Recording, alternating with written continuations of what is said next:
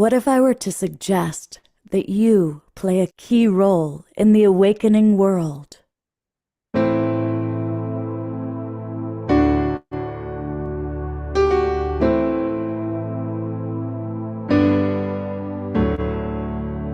that you are watching this because you have heard the call.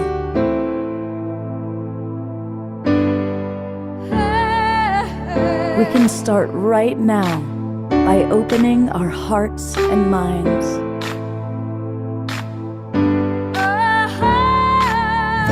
Welcome to the awakening world.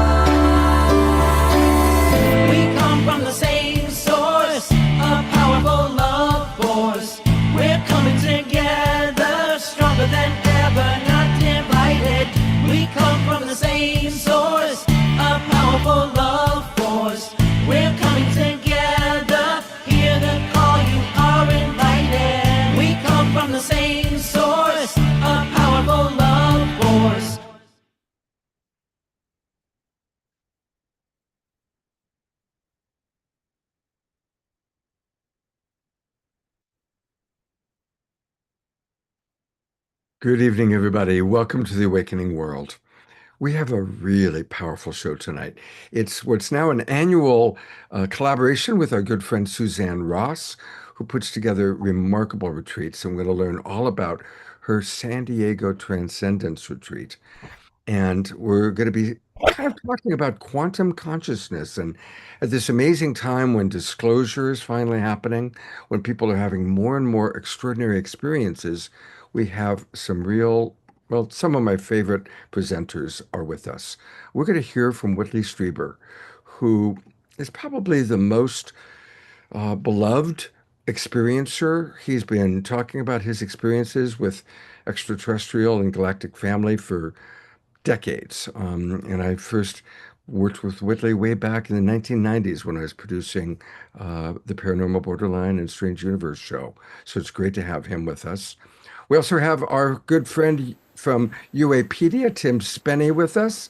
And we're going to learn all about some new exciting developments at UApedia.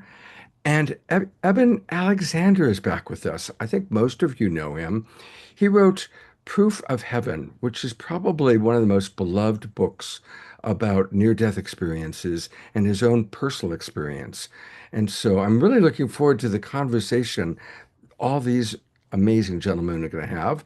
And to help us with that conversation is our beloved co-host for the evening, Alan Steinfeld, and the lady of the evening, the goddess who gets to manage all these gentlemen, Suzanne Ross, is going to be with us.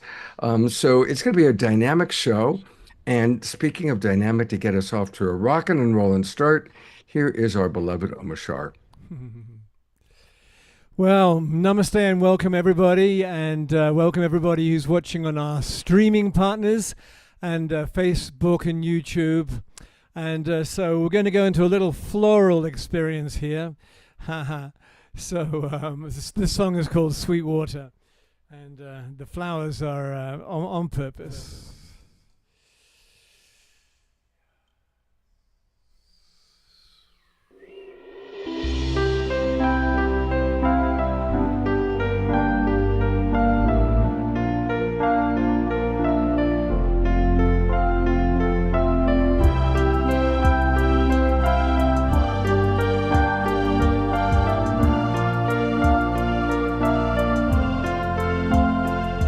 When flowers grow, dripping with dew, and rivers flow in sapphire blue, I suddenly know what a fall god I knew.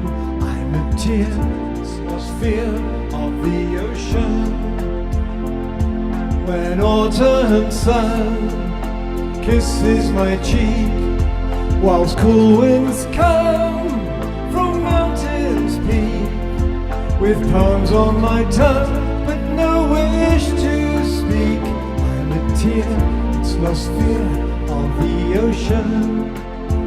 I'm a tear that's lost fear of the ocean.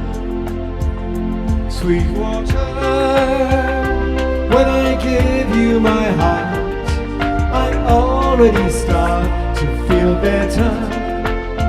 My sweet water, won't you send me your love forever and ever and ever, forever and ever and ever. Oh,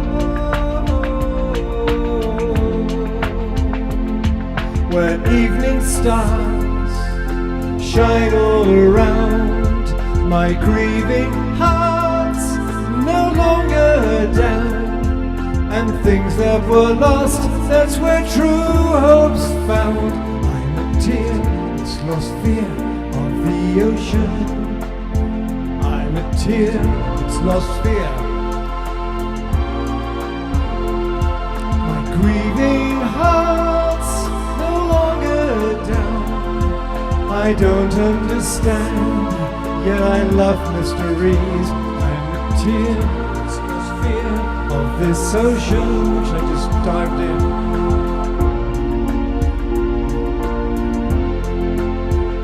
Sweet water, when I give you my heart, I already start to feel better.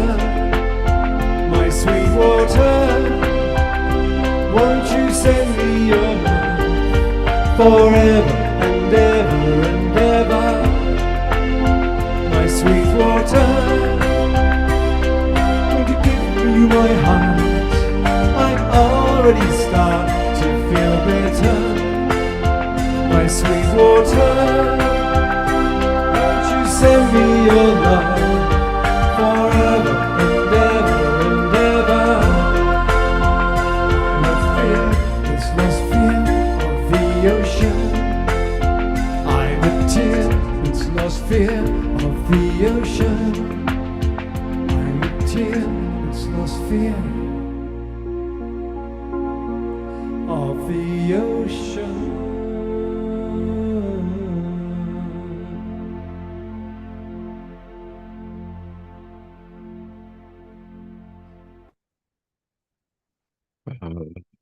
Going to gallery view. Let's all send some twinkles and some love and appreciation. It's such a beautiful song, Omashar.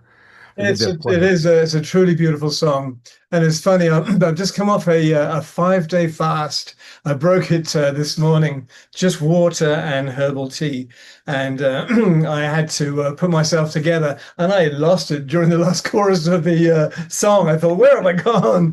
And so it's very, very interesting when you empty yourself out. But yeah, thank you. Well, who knows, Mary? You'll have to share with us about the near-death experience 5 days of fast is creating for you. Right. Well, Omashar will be back tonight with two more songs. And it's a special time because he's not going to be with us for a few weeks. You're going to be heading to England soon, and to Canada. I will. I'm going this weekend to Canada to a conference called the Diamond Heart Conclave, and it's put on in Vancouver by the Radiant Rose Academy. And so that's always an amazing, really high event, like Suzanne's events. Wow. Well, that's a perfect segue to bring Suzanne up, don't you think? It is. See you. Well, while you're here, you've been at Suzanne's events. What about Suzanne's events have most inspired you?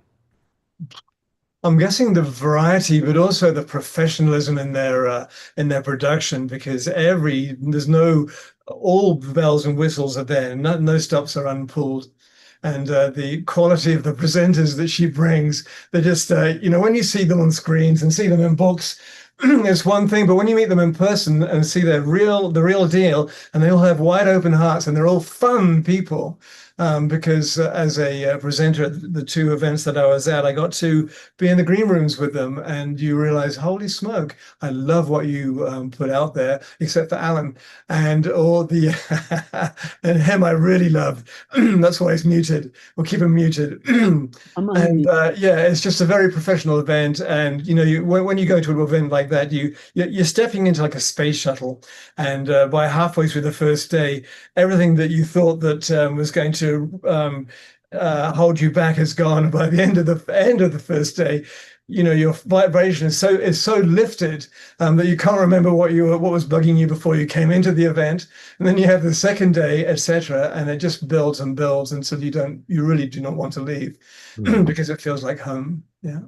Well, where so many of us are going to be in just a month is in San Diego for her annual San Diego Transcendence Retreat.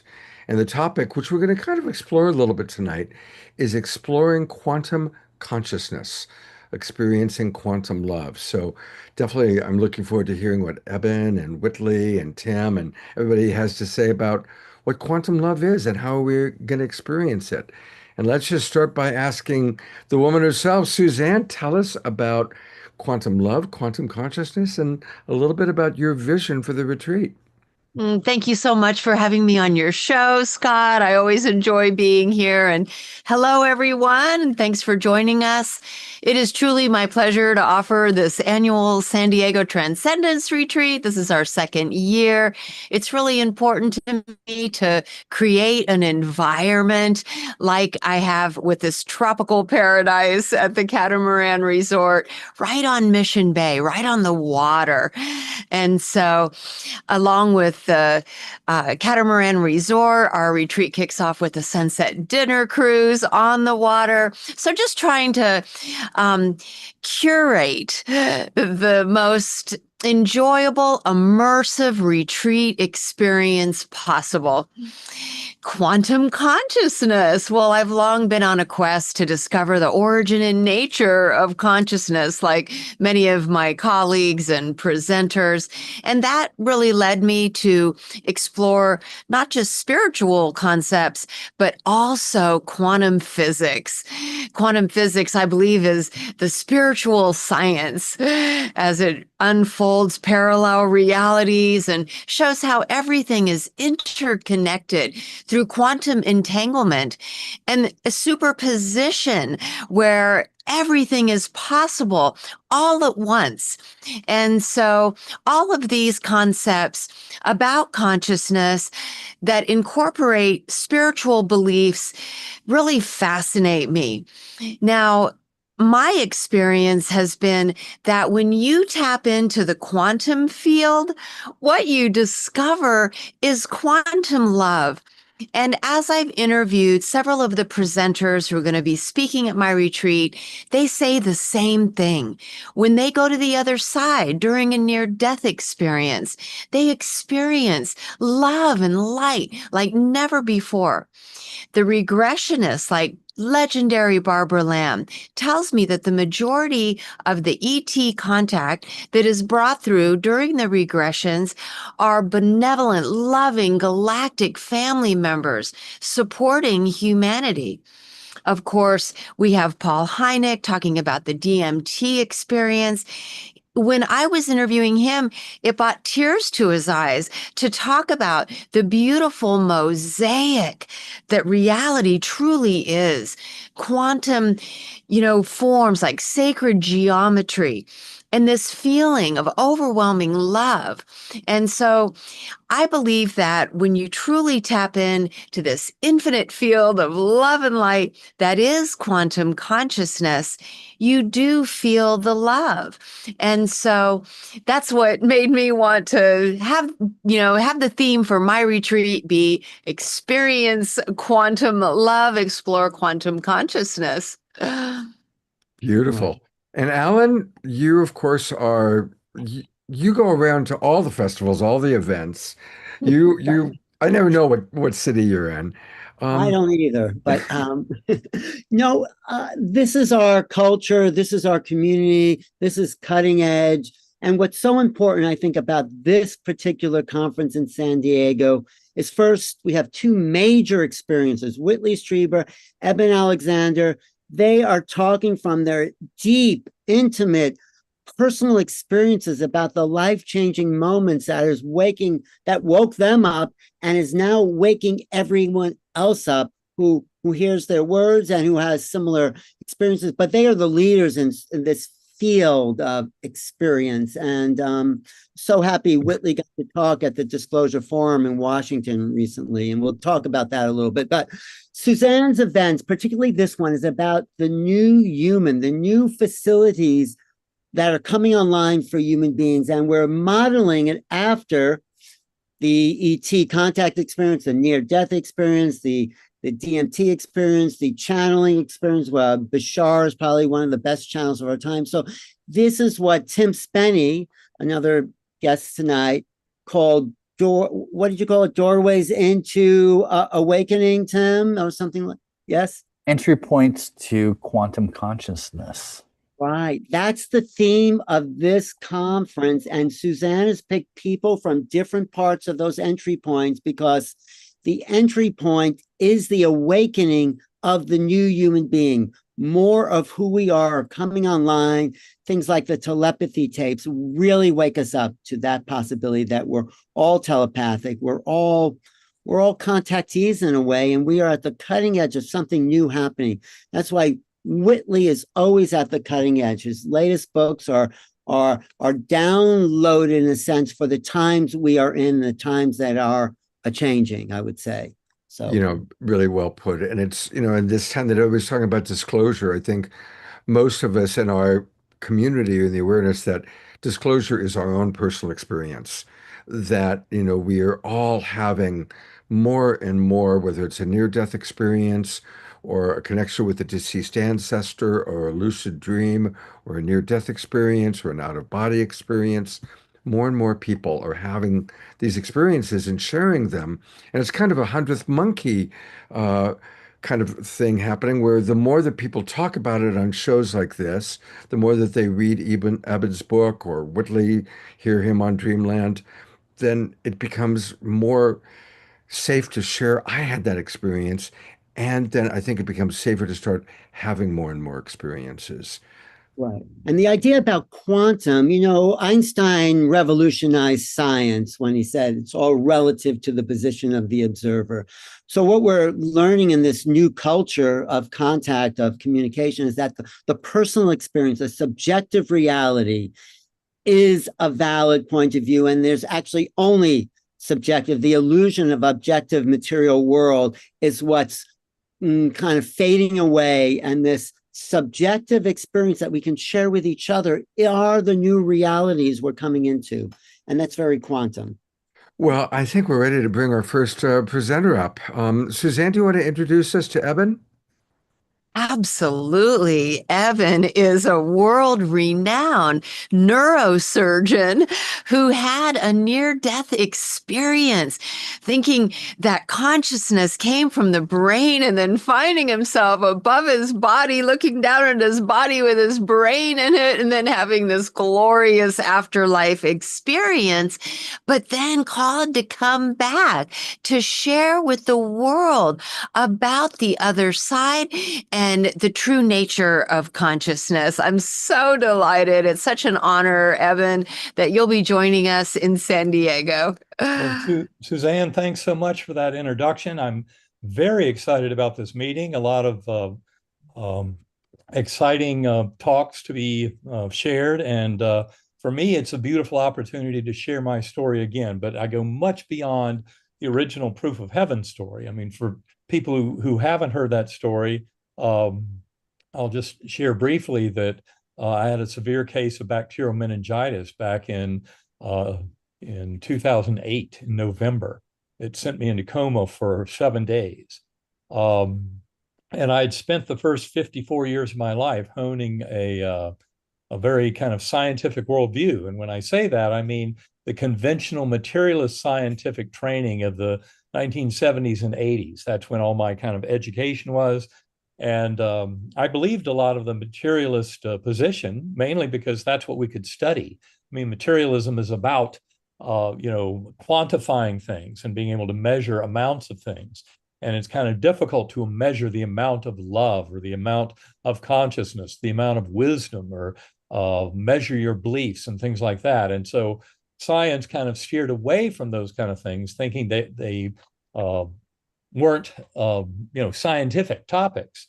But of course, consciousness is. The only thing anyone has ever known is the inside of their own consciousness. And even though I used to subscribe to the materialist worldview that pretended that the only stuff that exists is the physical world, and that you must therefore somehow muster consciousness out of the substance of the brain, and yet nobody over thousands of years has been able to do anything to really connect the brain and consciousness in a one-to-one fashion. In fact, back in 1975, Dr. Wilder Penfield, one of the most renowned neurosurgeons, a Canadian working in Montreal, wrote a book called The Mystery of the Mind.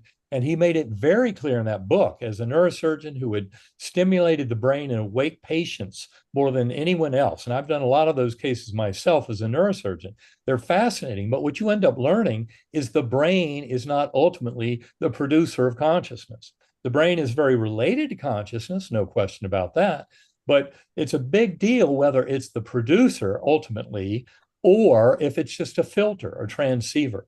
And in fact, the scientific world now is waking up broadly to that reality that no, it makes no sense to think of the brain as the ultimate creator of consciousness. There are too many kind of episodes of non-local consciousness, like telepathy, which occurs in about 35% of identical twins, is one example. Remote viewing is a scientifically validated field that reveals that we have access to information outside of space and time, outside of our normal thinking of sensory processing. And this is where the scientific world has started to awaken. Now, the real tip of the spear in all of this is near-death experiences, because they really force your hand when you're trying to pretend that the brain creates consciousness, because people start having experiences when, either with clinical death, and sometimes in some of these NDE cases, people have been dead for at least 3 days or so. So it's kind of astonishing that people can come back from that and report any experiences, and yet they do. And in fact, near-death experiences, I would say, in some way, some fashion, were the source of all of our spiritual beliefs, going back for thousands of years. People had exotic experiences that showed them there was much more to this world than the obvious physical characteristics.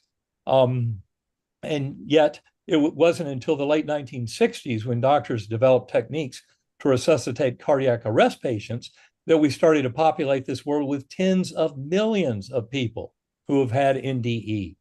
And what I'll be going into in my discussion in San Diego is kind of a deep dive into the modern world of not only NDEs, but our modern scientific interpretation of consciousness. This will involve discussions of related experiences, like shared death experiences, which happen in perfectly healthy people, maybe a healthcare worker or a family member, and they could be 1,000 miles away from the person who's dying. It doesn't matter, because in that spiritual realm, there's no limitation of time and space for access. And so we start finding that there's this theme of kind of a unification of mind, that we're really sharing the one mind of this existence. And I'll go a lot into that in my discussion in San Diego, and also a discussion about why quantum physics is actually relevant to any of this. I mean, why is it that quantum physics is related to consciousness? And for one thing, has a lot to do with the original observations of the quantum physicists, that the world they were observing, the subatomic and microscopic world, in fact, in many ways does not behave like this world. You have superposition, you have entanglement, superposition where particles can be in multiple places at once, entanglement where particles that are created or linked together in a certain event maintain a connection as if they're one particle, even though the two parts of it are traveling through space and are very far apart. They can trade information instantaneously. Seems to violate Einstein's special theory of relativity, and yet this is the way entanglement works.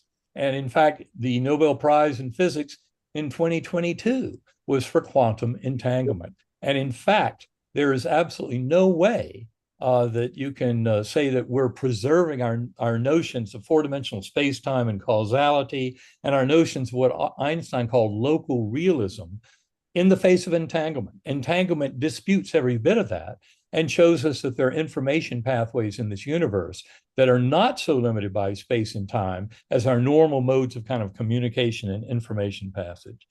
And this is where it starts to get fascinating. So in that sense, I will be going into the scientific revisions of materialism and where it's all headed, a brief discussion of things like idealism, neutral monism, topics like that, philosophical positions that kind of relate the brain and mind in certain ways. But then we'll end up kind of reaching for the stars. That's really what you have to do to start to explain all this fully. And yet this is all based in a scientific assessment of the nature of reality. It for me has been an incredible transformation. I mean, the very fact that I went through my experience with severe bacterial meningitis has been confirmed broadly. All the facts I presented in that medical case in my book, Proof of Heaven, were greatly strengthened by a scientific report on my medical records that was published in September 2018.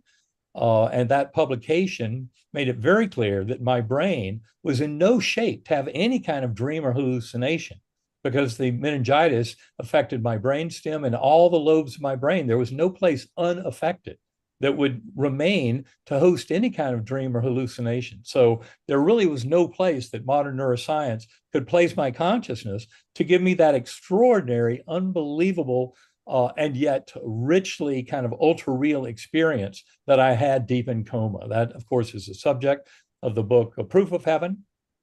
But since then, I've written Map of Heaven, which just talks about the commonality and the overlap in qualities of these experiences. And then the most important book, I'd say, is Living in a Mindful Universe, co-written with my wife, Karen Newell. She's been a partner in this work since 2011. And this is where it gets especially exciting in San Diego, because what I will be delivering there is not only a scientific discussion about the modern evolution of our notions of the primacy of mind and how the brain is a filter that allows us to interconnect with others across time and space, but also, especially important, will be the workshop that I will be sharing in San Diego. And I'm especially excited about that because the workshop is where the rubber meets the road. That's where we start sharing tools. And in this case, one of the tools we'll be examining is what's called binaural beat brainwave entrainment. This is a form of meditation that I found to be extremely attractive within about 2.5 years of my coma experience, when I recognized that just reading a lot of books wasn't going to get me to a deeper understanding, that if I wanted to understand my near-death experience, I needed a daily, regular practice of meditation, of going within, any way to turn off that little ego mind. I love how Michael Singer in his book, The Untethered Soul, he calls that voice in your head your annoying roommate. That is true. Do not even begin to think that that voice in your head is your consciousness or is your soul, because those things are actually a much deeper, richer, more profound aspect of self that can be revealed through meditation and centering prayer. Now, I'll also be discussing the modern science of psychedelics in my talk in San Diego. And that'll include not only a discussion in the main lecture, but also in the workshop, because psychedelics and their kind of impact on understanding the brain-mind connection are very important. Note that I am fully a supporter of meditation. To me, meditation is the key to any deep revelations about one's spiritual connections and kind of spiritual reality. But I do believe it's very important that we now have psychedelics to study, because they tell us a lot about the brain. Very specifically, they tell us the brain is not creating consciousness. In fact, that is the subject of Dan Brown's new fictional work, Secret of Secrets, where he basically takes all the science that we discussed in our 2017 book, Living in a Mindful Universe, but he turns it into a fictional account. But his conclusion is very much the same as ours, and that is we're dealing with one mind and the brain is a filter, and that we're all interconnected. And certainly from the NDE community, there is no question that that one mind and that conscious experience of getting closer to that one mind and the interconnection of higher souls is absolutely about love. Love, binding force of love, compassion, kindness, mercy, acceptance. I mean, we learn in the life review in NDEs that to hurt another is to hurt ourselves. In fact, in the life review, studied scientifically, you find that about 85% of those people who report life reviews say it's from multiple perspectives. So if you've been busy panning out pain and suffering to others, being greedy or selfish, in your life review, you get on the receiving end of all that. So gently over time, these life reviews are nudging all of humanity much closer to the golden rule, to treat others as you would like to be treated. And that's exactly where I'll be going in my discussions in San Diego, both my lecture and especially in that workshop. And in the workshop, we'll also be sharing a 20-minute heart meditation to get deeply into the kind of mind and heart connection. Because it is truly all about love. And ultimately, this lesson is what will save humanity from its worst qualities that have emerged through the false sense of separation of the materialist age. And that separation is a myth. It's an illusion. We're truly sharing one mind. We're all in this together, bound through forces of love. And I'll be discussing all of that from a scientific and a personal perspective, as well as sharing some meditative tools to help each and every one of us get deeply into that form of knowing. Wow. I'm so glad. I was going to ask you about love, how your experience led you to, what your relationship to love was before and after your experience. You kind of touched on it, but I'd love to hear your personal transformation. And then Alan has a question, and then we're going to take a look at your website. Well, certainly, I think it's no surprise to anyone involved in near-death experience research that love is the binding force that brings us into wholeness and healing. You cannot deny it. In fact, in the last 2 weeks, I've been writing forwards for 2 very different books, but both of them approach love from different directions. And I can't share more about that now, but the bottom line is that love is really at the core of all of it. And, the Beatles had it right.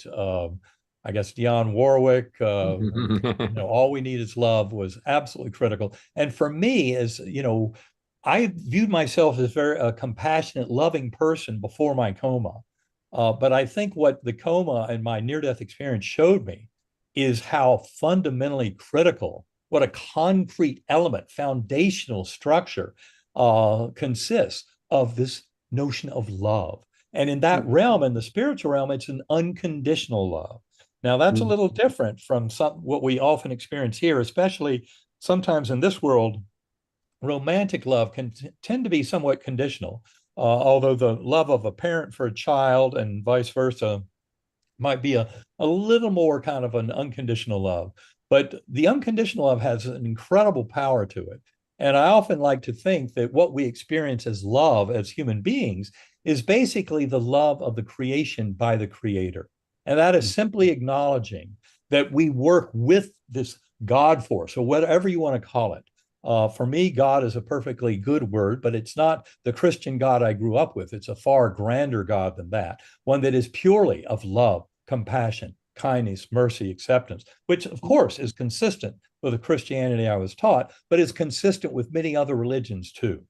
I think that we need to move beyond religious ideologies trying to throw this around. And from my perspective, to simply treat near-death experiences as the gold standard helps to guide any religion to its better form. And in fact, there's a book by Robert Koppes, who's in the IONS community, the International Association of Near-Death Studies community, called Essence of Religions, that I can highly recommend because it gets right into every bit of that. It takes the 5 main faiths in the modern world, the Abrahamic faiths of Christianity, Islam, and Judaism, and combines them with Buddhism and Hinduism, and then compares them with the gold standard of near-death experiences as kind of our highest instruction in spiritual connection and wisdom. Alan, I know you've got a question, but we actually are already a few minutes over, and I still need to go to Eben's website. But we're going to do a roundtable conversation, Okay. and your question Okay. will be first. All I have right. a couple of questions now for Yeah, Evan, there's a but few that have come in. Everybody has questions for you, but you'll go first, Alan. all But I right. do want to get to Eben's website because he's offering something really beautiful to us. First of all, his website's easy to log on to. It's his name, ebenalexander.com, EBEN Alexander.com. And he is providing us with a free 33-day journey into the heart of consciousness. It's connected to his most recent book, Living in a Mindful Universe. Eben, I'm going to click on it and tell our audience a little bit about this beautiful offering. Well, the 33-day journey, it's an email drip campaign. So when you leave your first name and an email address, you're off and running to 33 days of emails. Each day will be a separate topic from Living in a Mindful Universe. We discuss things, like psychedelics, consciousness. We built the first 5 chapters are all about building up what's wrong with a conventional model.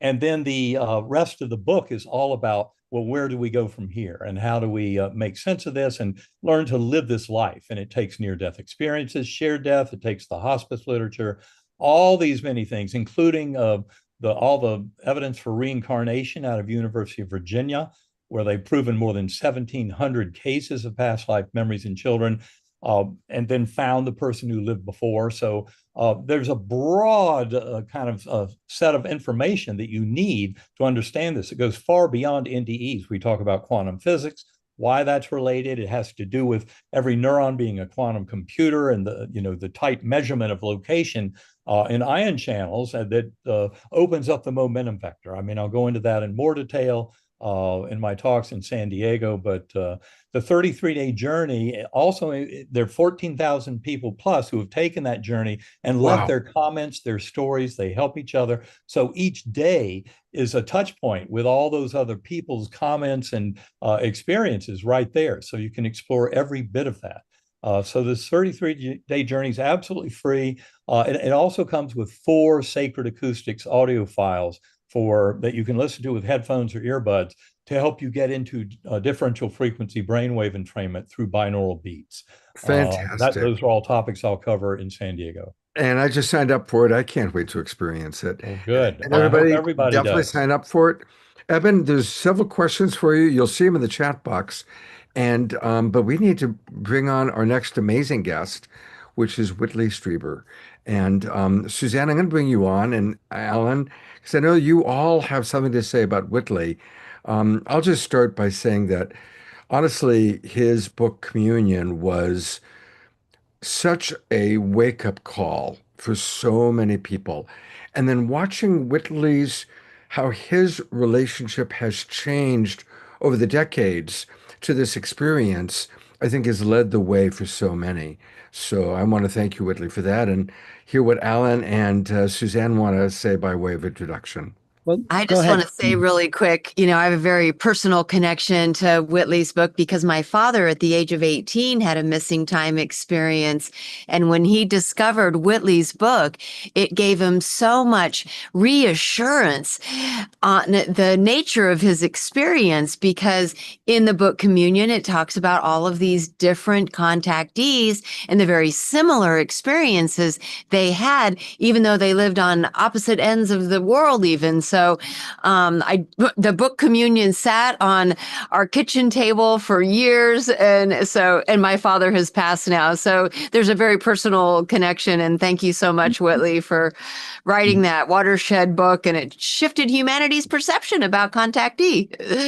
Exactly. It was a signifying agent to bring us into the age of contact. And I think Whitley is the most experienced experiencer there is. But I feel, Whitley, you're also doing something more than you're sort of digging a tunnel into the unknown by gearing your experience against a new cognition of reality. So it's like you're going with places in your writing, in your personal experience, that is sort of like an explorer of new lands where there's no words, but there's just that feeling of adventure and trying to communicate something that has not been put into words yet. Is that fair to say, Whitley?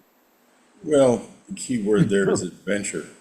Okay. I am an adventurer by nature, and I love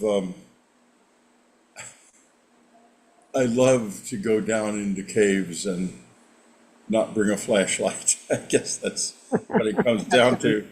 And I'm always ending up in places you don't belong. And so what? That I do belong there. I feel like I do. So what's your latest adventure there, Whitley? Tell us. Well, my latest book is called Transformation 2026. It's I took the book Transformation, which was written back in published back in 1988, and just beaten to death by the media. The Los Angeles Times even went so far as to put it on their fiction bestseller list. And the media they weren't expecting communion. And the New York Times innocently published a good review of it. And of course, every skeptic in the country sent them letters until finally I don't think they may have reviewed one or two more of my books, but they were very careful from then on. So anyway, that book was buried, but what it is about what it's actually like to live with those guys, with her and her friends. I mean, not Anne, the other one you can see beside it. And what is it like to live with them and to have them come into your house, to have them come into your children's life? That happened to us. And the reason I wanted to, and it's published with a lot of updates, and the reason I wanted to do that now is that this is going to happen again to more people, because it's folded into the disclosure process. Over the next few years, gradually, more people are going to be having this experience, and it's a challenging experience. It's very, very rich and it'll change you more profoundly than anything else, I think, could. But it's not easy. It takes intelligence, and it takes guts. It takes a lot of things. Are they pushing us to be a new type of human, pushing us to shift consciousness? Is that the plan on their part? I don't know. I do know this. I mean, I'm not interested in their plans. What I'm interested in is what I can get out of it. In other words, who knows? I mean, what they may be here for. But the important thing is, what do I make of this for me, for us? And that's what's critical to me. What do we make of it for our children? At the Disclosure Foundation, I was amazed to be recognized, because most of these academic and scientific and political things like Soul Foundation or Authors of the Impossible at Rice University, they'd rather I didn't exist. I'm an embarrassment. So, I mean, my letters from the communion letters form the center of the whole thing at Rice University. But I'm not really welcome as a speaker because I'm too embarrassing. Oh, no, I think it's changed. Jeffrey Kripal's a great guy, but Yeah, he is a great guy, but anyway, we won't go down that path. I know, but you're talking about what it means to you. So you're talking about meaning. What is the meaning, in a sense? For me, yeah, the meaning has been to crack the cosmic egg. I mean, the veil between the living and the dead collapsed for me. I stayed in contact with my wife after she passed on. Very real, provable contact. That it was utterly fantastic. I mean, when she passed on, the grief I experienced was mind-bending. I was sitting here, right in this room, so grief-stricken the night it happened that I almost couldn't move. And suddenly the phone rang. And it was a friend of Anne's, and I thought, oh no, I'm gonna have to tell her that she's passed. And I was tempted to just not answer it, but I couldn't do that. They were dear friends, and so I answered it. And she said, Whitley, I expected her to say, Whitley, how is Anne? But instead she said, Whitley, is Anne all right? I said, well, she passed on about 2 hours ago. She knew she was sick, that's why she called a lot. And she said, because I just heard her voice in my ear telling me to call you. And I thought, how odd.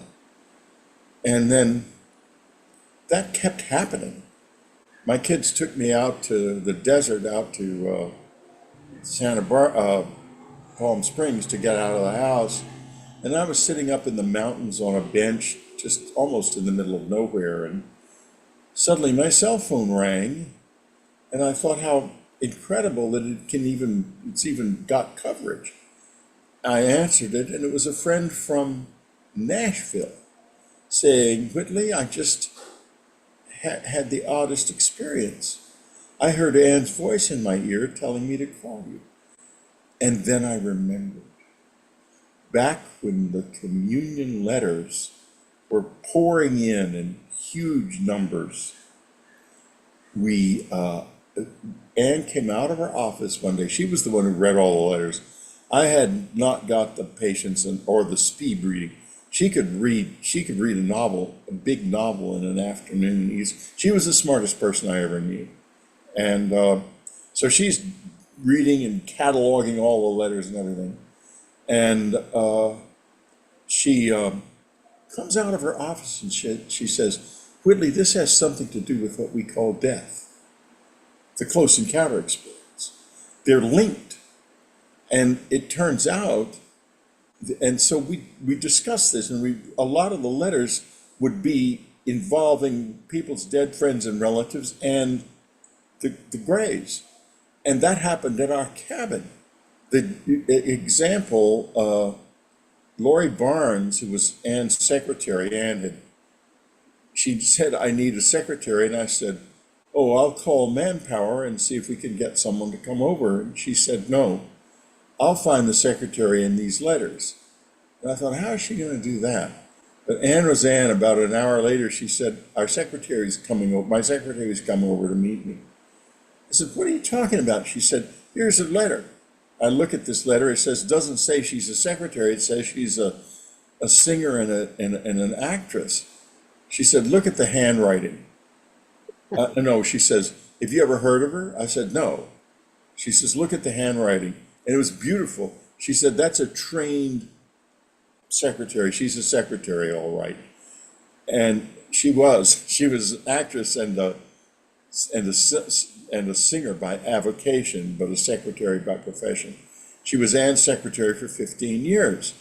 She used to come up to the cabin. She, of course, was an experiencer as well. That's why she'd written us a letter.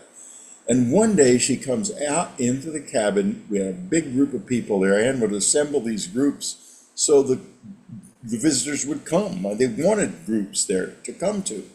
And she comes in after a walk and she says, I just saw my brother. And it turns out she was walking on the road in front of the cabin, and there stood her brother. Now, here's what was extraordinary about that.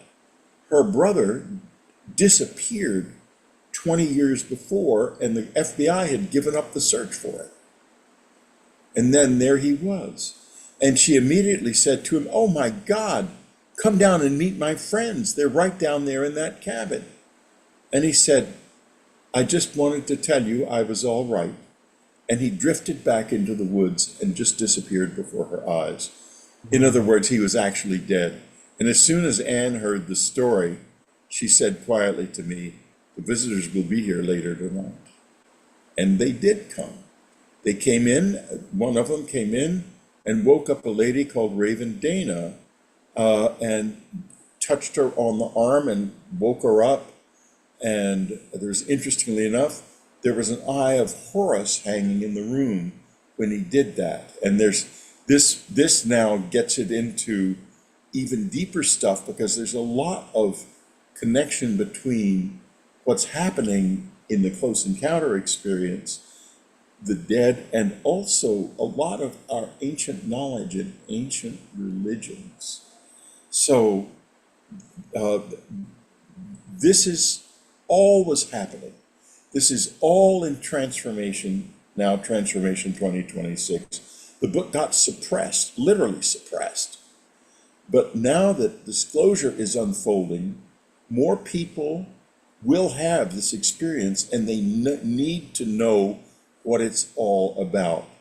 And they also need to know what happens to your children, because I saw my son abducted with my own eyes.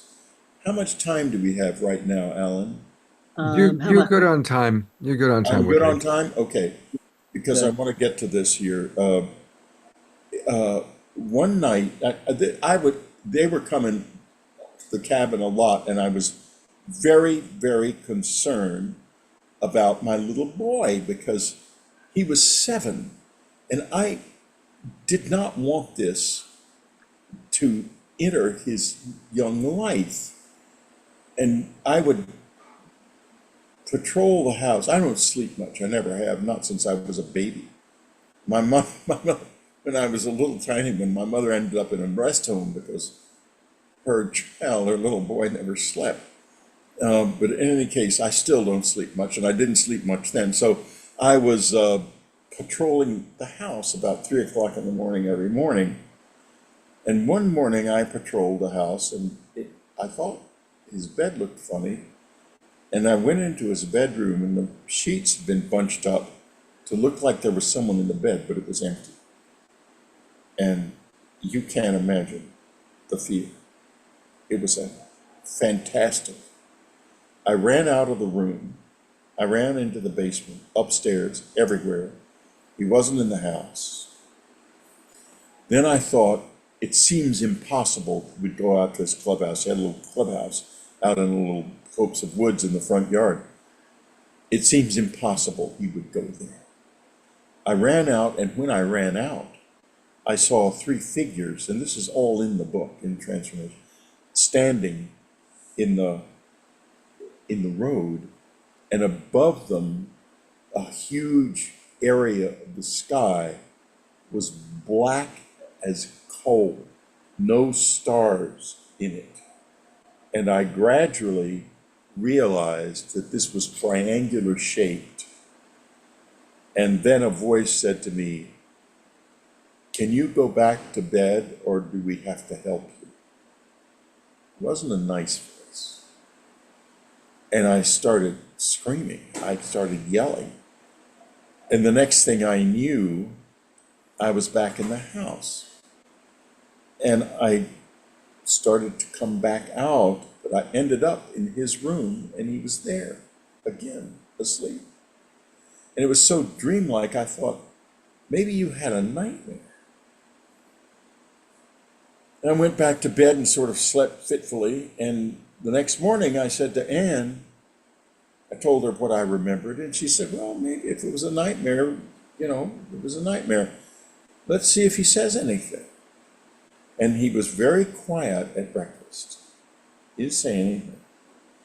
Then after breakfast, he went into his bedroom and came out with a piece of paper that he had written on, and handed it silently to his mother. And it was extraordinary. It was what a 7-year-old perceives when he's with the visitors. And for years, I thought this was lost. And I found it as one of the impetuses for going to redo Transformation, because this happened during that period. And suddenly I found it tucked away in one of our family albums, and I had not realized it was there. I'll read it to you now. Don't expect it to sound like what we might write, because it's not. O thy Colossus, thy stand before me with the twinkling of a beam against the thin pane, to see the world along the edge of the earth, to see the golden beam in their eyes. Now, That's classic. it's 7-year-old boy wrote that. Wow. This is where we're going. Mm. If we can do it right.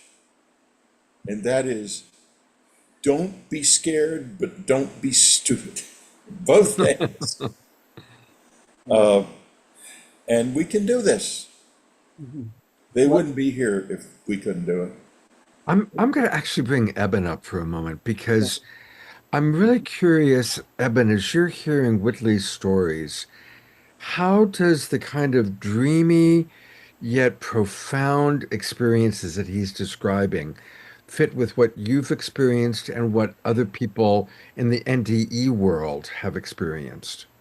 I think it's basically an example of kind of the broadening outreach of what we see as mind and the ability of our mind to perceive information about other beings and about our environment. But to me, there's a lot of overlap. And I think that's why studying these things, by really the same kinds of, I'm sorry, hold on one second. My computer's trying to go to sleep on me. But at any rate, I think that there's a lot to be said for the kind of overlap.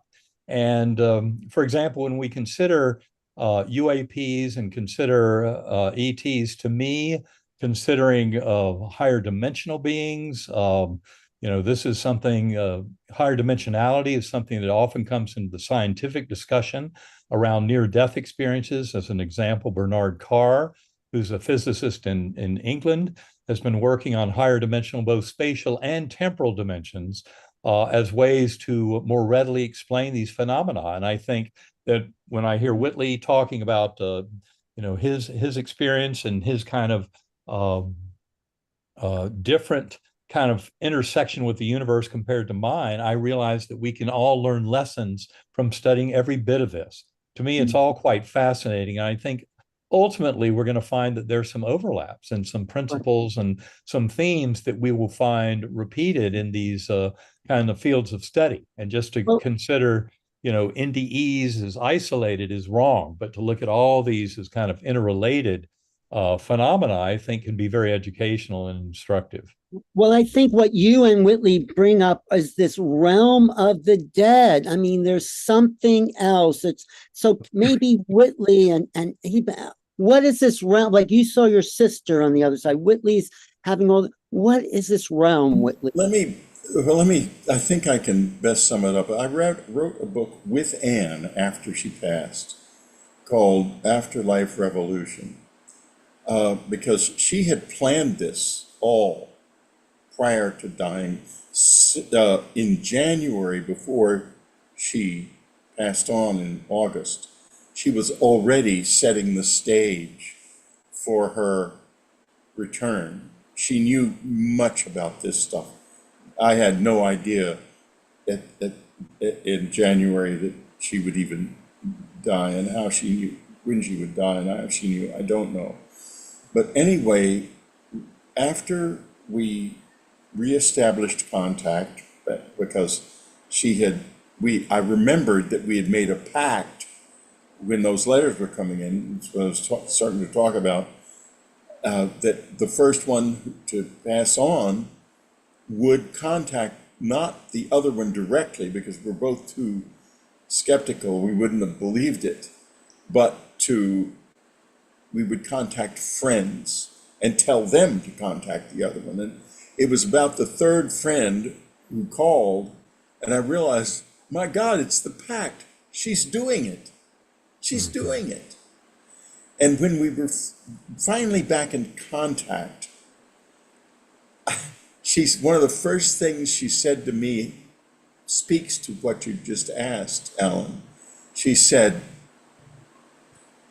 "It looks like you are all intentionally ignoring us." Intentionally ignoring us. We are turned away from the real world. And these visitors are banging on the door. Our own dead are banging on the door. And it's time to figure out how in the world do we turn around and open that door.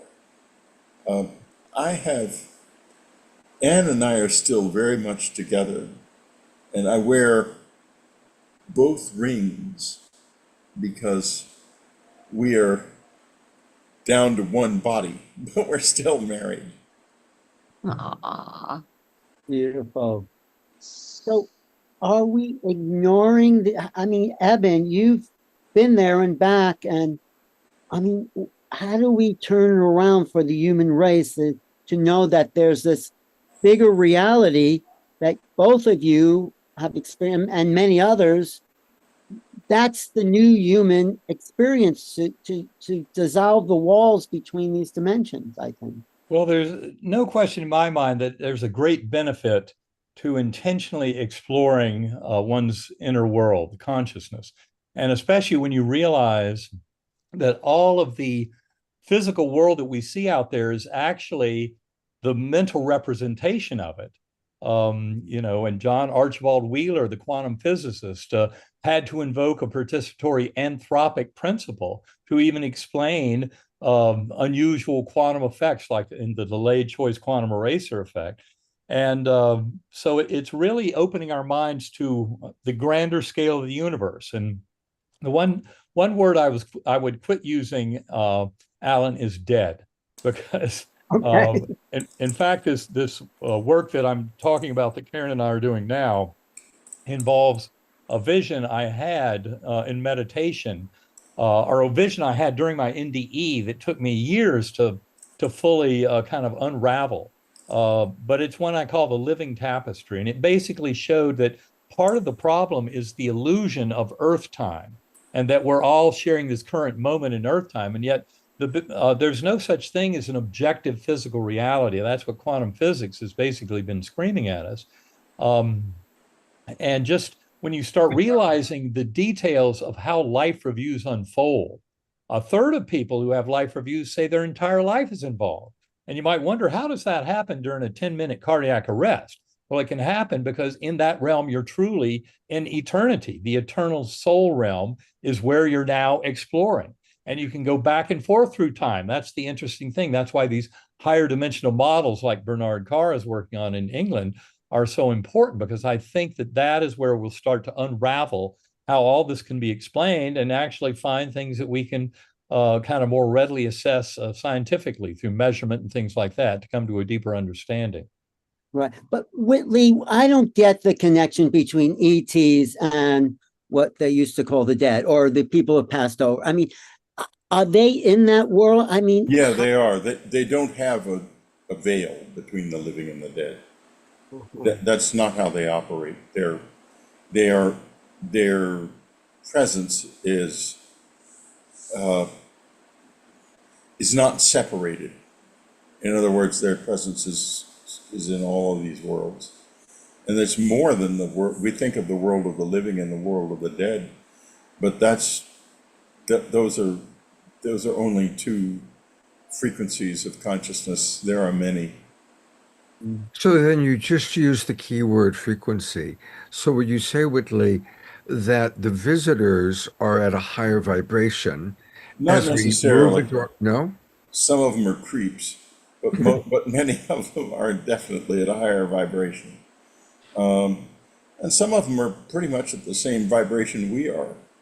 And those are the ones we see the most, that are around the most. But there's dark stuff too. I mean, I've been exposed to it, and I'm not very interested in it. And I think if you spend too much time fooling around with it, it can get little sticky. It's a bit like flypaper, so you don't want to go there too often.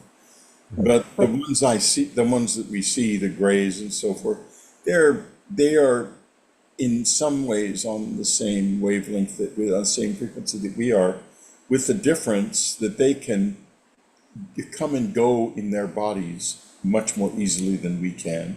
They can leave the body and then accelerate into another level fairly easily. It's quite a challenge for us to do that. We can do it. I mean, I've done it, and probably some of you have done it too. But I'm too much of a prankster, I think, and the grays won't let me out on my own.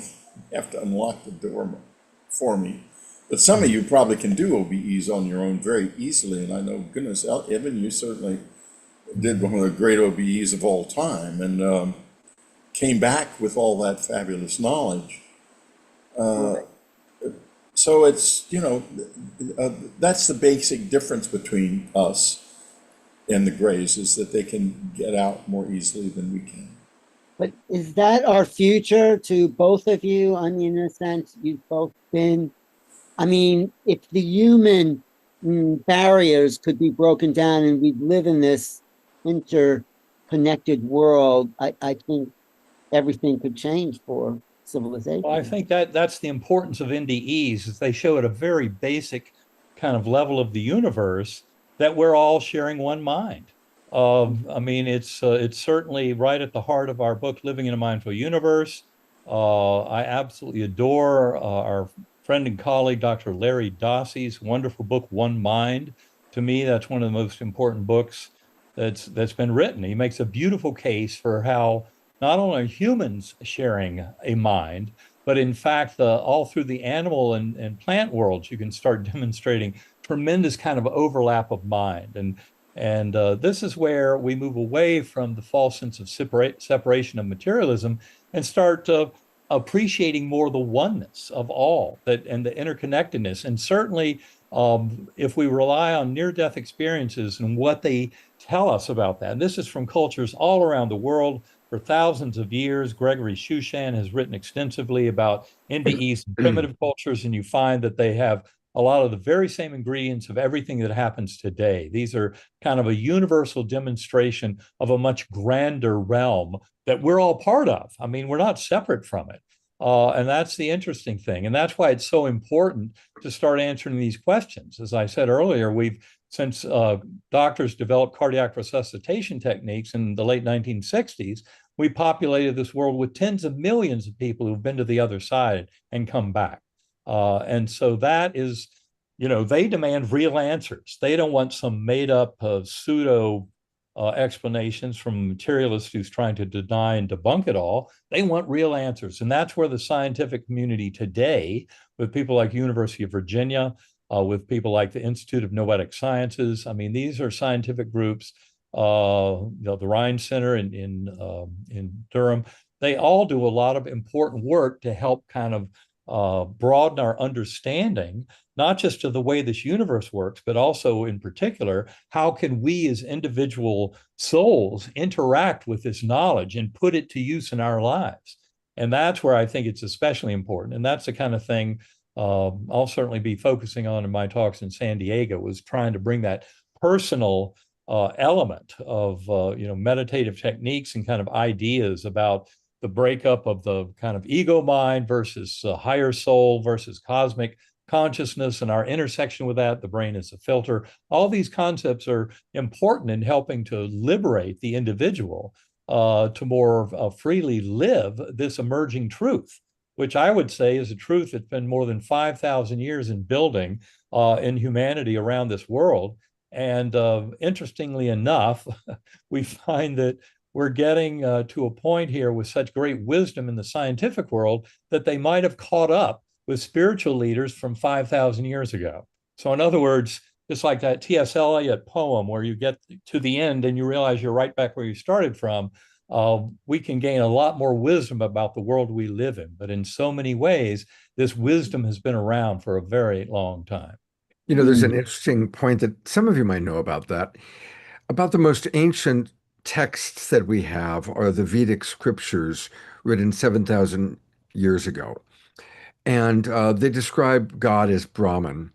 And in the Vedic scriptures, Brahman is given 26 principles or 26 elements. Fast forward to quantum physics, and the unified field has been identified as having 26 principles.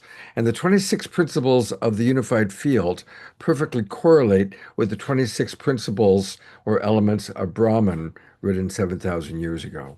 So our most ancient spiritual text and our most modern quantum science has come together to say the same thing. And I love how Wow. Erwin Schrödinger really took a big interest in those texts that you're referring to. In fact, he had a dog called Atman, and he often said that Schrödinger's second equation was Atman equals Brahman. I love that. That's great. But that shows you how quantum physics deeply, deeply, deeply informs us about the nature of reality. And our Yeah. old materialist models and that local realism are not true. So this is a far grander reality of our spiritual essence and how it's alive and well in this material world. Mm. And So, our wise Suzanne then, of course, has made it all about quantum love and quantum yeah. consciousness. Ah, thank you for that. Because what was coming up for me was the experiential and how does one enter the quantum field without having an ET contact experience or without having a near death experience. And that's what we'll be doing during the retreat with the Kundalini activation on the beach. We have another meditation practitioner, doing a water consciousness meditation. Eben, you'll be teaching a workshop to drop people into the universal mind. Scott Taylor will be doing an afterlife meditation to help people have an afterlife type experience.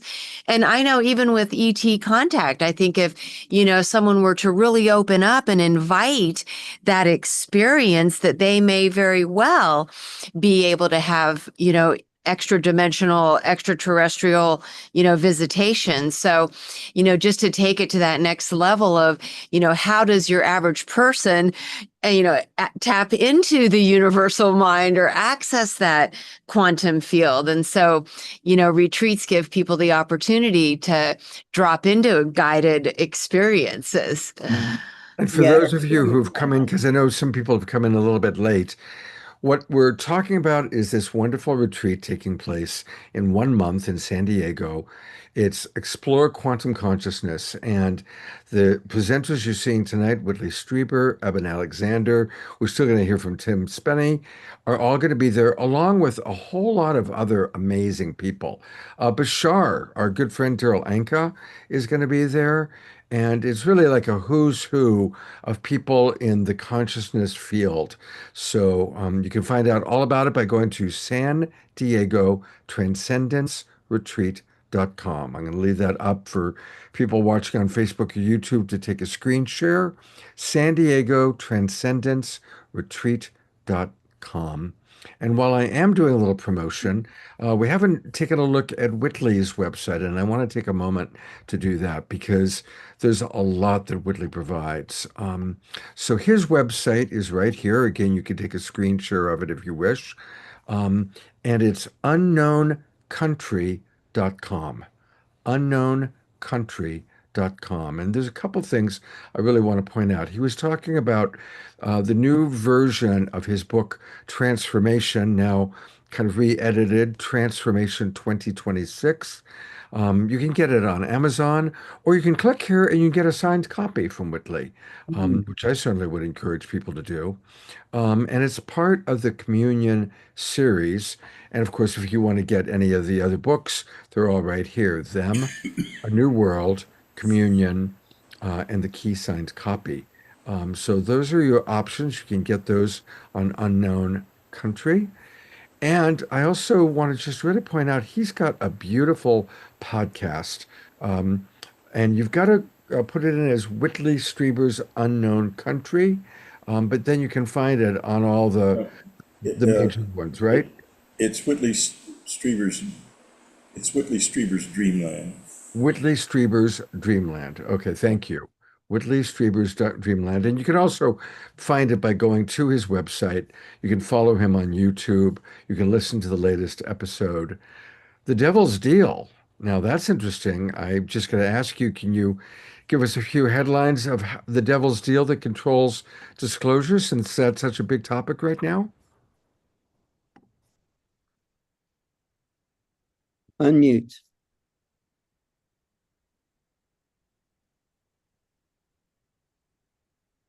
That is, yeah,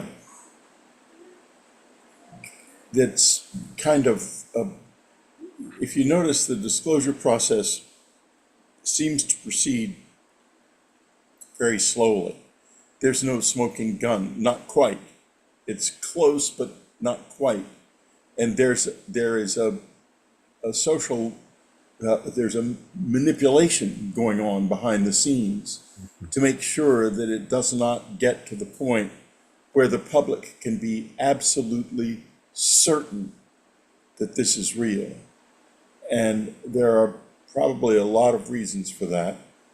Among them, the fact that they let so many people get abducted and they couldn't do anything or didn't do anything about it. And they didn't tell anybody about it either. And there's a whole lot of things that have happened. There's an enormous amounts of money have been spent, and there have been patents done. There's all kinds of things that have been done illegally or quasi-legally. And then you have situations such as discussed in that show about people who might have been able to really help in this. In the case of General Neil McCaslin, simply disappeared from the face of the earth. And he was, during the Hillary Clinton, Donald Trump campaign, he was going to be tapped as the person who would manage the disclosure process, because he had been, prior to his retirement, which had happened just a year prior to that campaign, he had been the executive in the Air Force in charge of all of the different UFO-related programs, so he knew everything.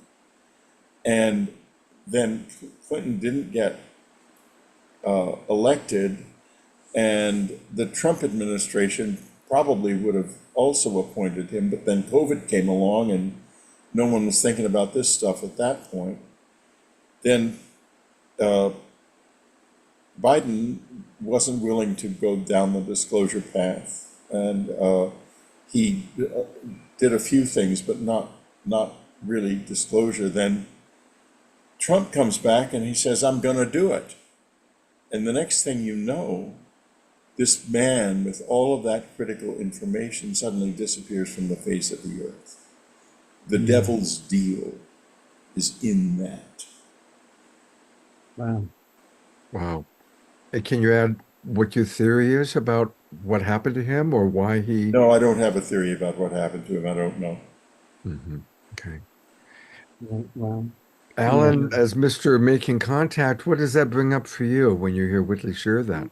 Well, there's always this give and take. There's like, is Elizondo a good guy or is he a bad guy? Are they giving us disclosure, or are they giving us the illusion of disclosure with these files? It doesn't mean anything. They're saying, do with it what you will. And they've been studying this for 80 years. So even though they're showing us pictures, these fuzzy pictures, it doesn't really mean anything. They're not giving us what I think comes down to the experiencer. How does this phenomena interact with consciousness? And that's the real disclosure. Don't you think so, Whitley? Well, it's certainly going to be interacting with our consciousness if it hasn't already done that. Right, but they're not telling us that. But the question is, what does contact mean? What is it? Is it them coming in and sitting and sharing a cup of coffee with you? Somehow I don't think that's it. I have a feeling it's the deepest, most profound experience of sharing that you can imagine. It's the sharing of being, and the question is, how do we learn to do that? And how do they learn to do it with us? Because it is by no means certain that they know more about this than we do. We always assume, oh, well, they know it all, and I don't think so. I see them fumbling around and struggling with this. I think that they found us fairly recently. I think over the generations, there have been many contacts between us and beings from other realities or worlds. But these people came into contact with us fairly recently, because there's a lot of things that indicate that they're feeling their way and not at all sure what they're doing. And that would not be the case if they'd been here for thousands of years. I think they showed up during World War II or shortly before that, sometime in the maybe between World War I and World War II, and when they saw the atomic bombs going off, they decided that they would try to help us, and that's what they've been doing ever since. And it's easy. But there's an up-leveling, I think they want, of human consciousness. It's what Eben's talking about, what all this, what Suzanne's whole conference is about. How do we become the new human being with regard for something bigger than the old materialistic self? Well, how do we become a cosmic species? How do we become more than an earthly species? That, I have a feeling, does not mean getting in giant rocket ships and go rumbling off to Mars. I think it means something else. And that something else is what we're all about, this people like us. Mm-hmm. Speaking of people like us, I'm going to jump ahead a little bit.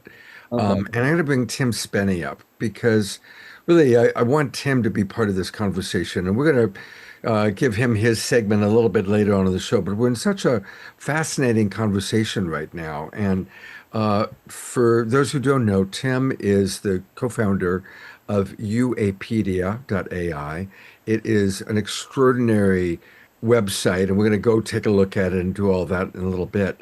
But Tim, I got to bring you in, because I'm curious what some of your thoughts are about this conversation.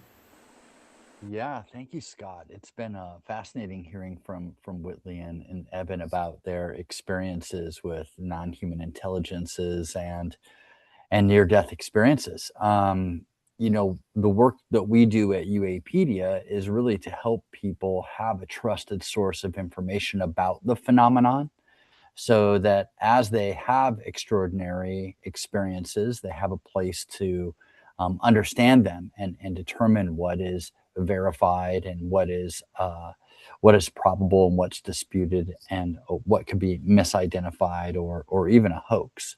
So we at UApedia are using the phenomenon, UFOs and otherwise, as an on-ramp to high consciousness.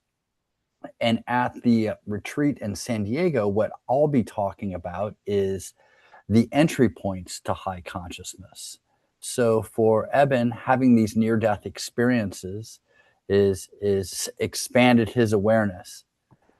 From what I understand in your work, and please correct me if I'm wrong, you were living this scientific life, 3D world. You had an experience, it expanded your awareness and raised your consciousness. There's no going back. And there's, it's like ringing a bell. And I've said that a lot from the experiences that I've had personally myself. When you ring that bell, especially think about Whitley, having these experiences out there in the cabin in the woods, or his communications with Anne after her passing. These are bells that are ringing that cannot be unrung. And I'm fascinated by this. So what I want to talk about at the retreat is, what are these various entry points? Are they psychedelics? Could you be a scientist that is studying quantum physics and stumble upon a realization scientifically that changes our reality and rings that bell that you can't unring? Could it be, like our work at UApedia is really a lot focused on, not entirely, UFOs. It's a very on-trend topic to help people understand that can route them to a higher state of awareness and consciousness. It could be a religious experience. It could be an experience that you have in nature. It can be a traumatic experience. So I want to walk through these with Suzanne on stage to kick off the conference and set the tone around, hey, you know, these experiences, these extraordinary experiences, at first don't seem related. What does a near-death experience have to do with UFOs? Or what does that have to do with a religious experience or even psychedelics or some traumatic experience? On the surface, they don't seem to be related, but what they can do for people is ring that bell, expand their awareness, allow them to be part of the collective consciousness in a way that they haven't been before. And then I want to talk a bit about, you know, what happens when you have these experiences, you know, are there things like synchronicities that happen, or are there high strangeness around you, or do you become more intuitive? Do you become more spiritual in general and have more sense of oneness with the world? So I've been fascinated by this conversation. I'm really looking forward to being in San Diego and talking about these and seeing the workshops in action to help people expand their consciousness and reach that higher state of awareness. So yeah, I appreciate everyone's interest in this, and it's I'm as much of a fan as I am a presenter. So it's just great to be here. So we're going to go to music in a moment with Omoshar, but I want to wrap up this our kind of Q&A round table right now with a question for all of you.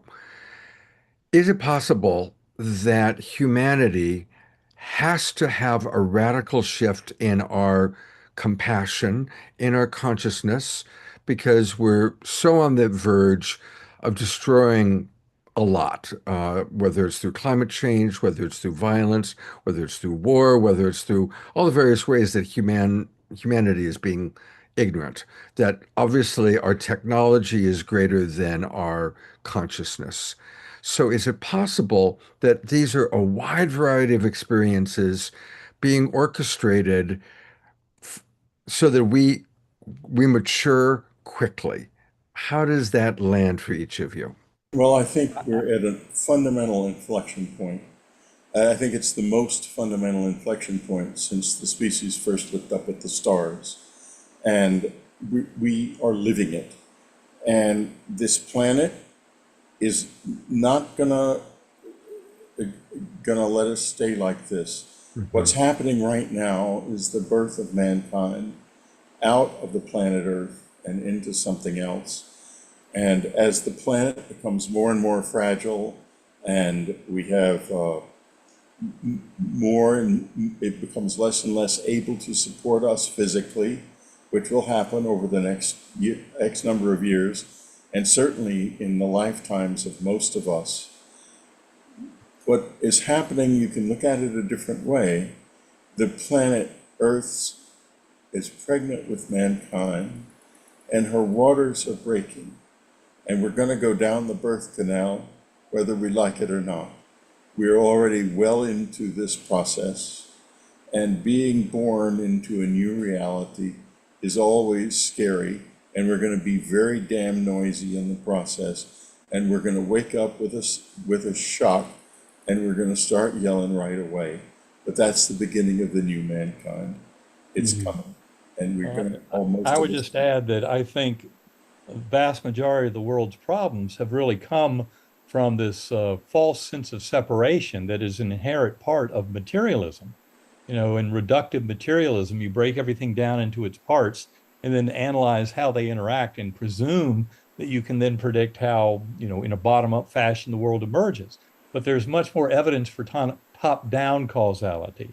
And that's where I think mind over matter is so important, and this unification of mind, which is emerging as basically a scientific truth in explaining the nature of reality and brain-mind connection and all of our experiences, both together and separately, but ultimately that's the kind of shared experience that's so important. And that's what's showing us the oneness of mind and that binding force of love that's so apparent through NDEs. And from my perspective, I'm very optimistic about the future of this world, but that optimism is absolutely driven by a conviction that this revolution in understanding from this kind of many people to realizing we're all living together here to take care of each other, sharing the one mind, that will end up saving this planet. And given that there are millions of species that are currently threatened by one species with our climate change, our addiction to fossil fuels, and global warming, we're really getting into some very dangerous territory. And it is time to unite and gather the forces, fight this kind of tendency towards corporate greed and billionaires running off, accumulating more and more wealth, and start sharing wealth around this world to make it a far better place for all. I think any society that has starving children and billionaires, or even, might I say, trillionaires, is a very dysfunctional, sick, intoxicated society that needs a major change. And that major change is coming in the form of a paradigm shift. And the paradigm shift is all about oneness of mind and the binding force of love. And that is ultimately what will rescue us from the kind of caveman activities of the modern materialist, kind of militant atheist types. Yeah, I think just to pull it all together, it seems like love and consciousness are actually the same force. I mean, because that oneness of love is the oneness of consciousness, and consciousness is who we really are. So in the new world that we're coming into, Whitley's saying, we've always been that, but it'll be a different sort of awareness of consciousness, and maybe an expansion of what it means to feel love and give love and be love, if you want to put it in those terms. Beautiful. Well, a wonderful way to experience love is through the music of Omashar. So this is a chance we're at our kind of slightly past mid-show break, and let's all use some Omashar music to integrate all this wisdom and all the amazing things that our presenters have been sharing with us tonight. Whoop. I meant to go here. There we go. Every now and then that happens.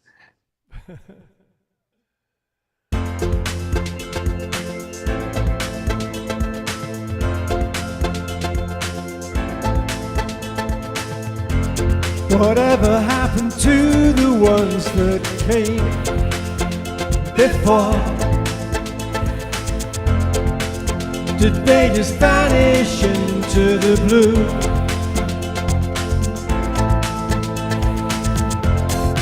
Maybe they're living the dream we know to be true,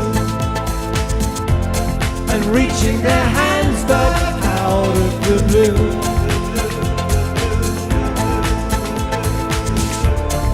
Heart is so ready to embrace all that's new.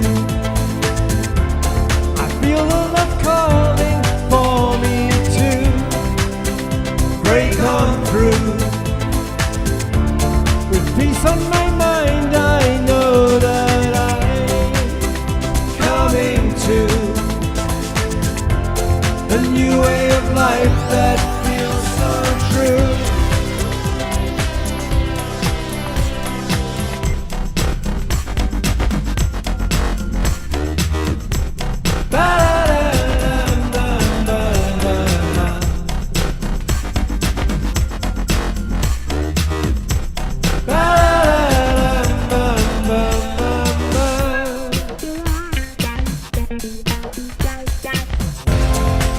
There's nothing here to hold me back from you. The clouds of my life have blown away.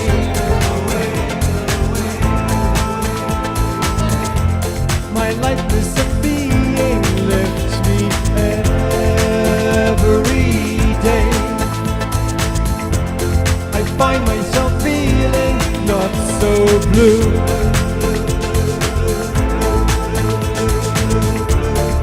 Heart is so ready to embrace all that's new. I feel the love calling for me to break on through. With peace on my mind, I know that I'm coming to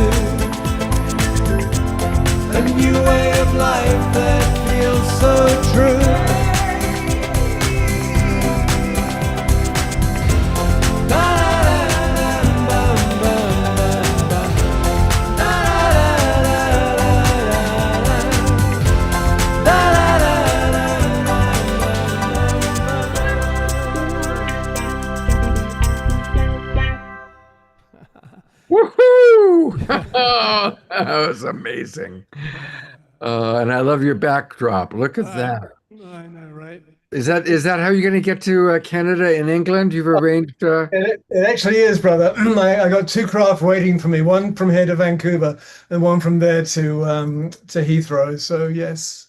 Wow, beautiful. Tim Spenny, if you can hear me, please turn on your camera because you're going to be up in a moment. Yeah. Alan and Suzanne, while uh, we kind Well, of, well, yeah, what's coming up for you so far? that was so good and so deep and so unanswerable, but so many questions, right, Suzanne? Isn't this your great vision to bring these people together? What Eben and Whitley were sharing was just so mind blowing. So many incredible revelations. And I really liked the last answers that they gave about hope for humanity and such certainty about the shift that's coming for us. I love how Whitley talked about it's really the birth of humanity. And right now we're just going through sort of the painful birth canal, but, ultimately we'll emerge into this new reality. And so I'm also the eternal optimist, and I really hold out a lot of hope for humanity. I think that, your average person on planet Earth is a good-hearted, compassionate, kind being. And I think together we can really make this shift into more peace, unity, and harmony. Yeah. Right. And what Whitley's relationship with Anne and Eben's connection, there is something new happening on planet Earth, Scott, to us as human beings. The barriers between the worlds are breaking down, and we are becoming a new species. It's really remarkable. We're seeing this. Well, that's a great segue for us to bring Tim up because Okay. I am so impressed with the work that UAPD is doing, and especially their conventions that have both really focused on consciousness, going way beyond just the phenomena, but really, okay, how is humanity changing and evolving? So I hope you don't mind that I brought you up a little bit quick there, Tim, but I just felt like I wanted to bring your voice into that conversation. Yeah, appreciate that, Scott. Yeah, so we host at UApedia an online conference. It's free. And we've had two so far, UAP Con 1 and 2.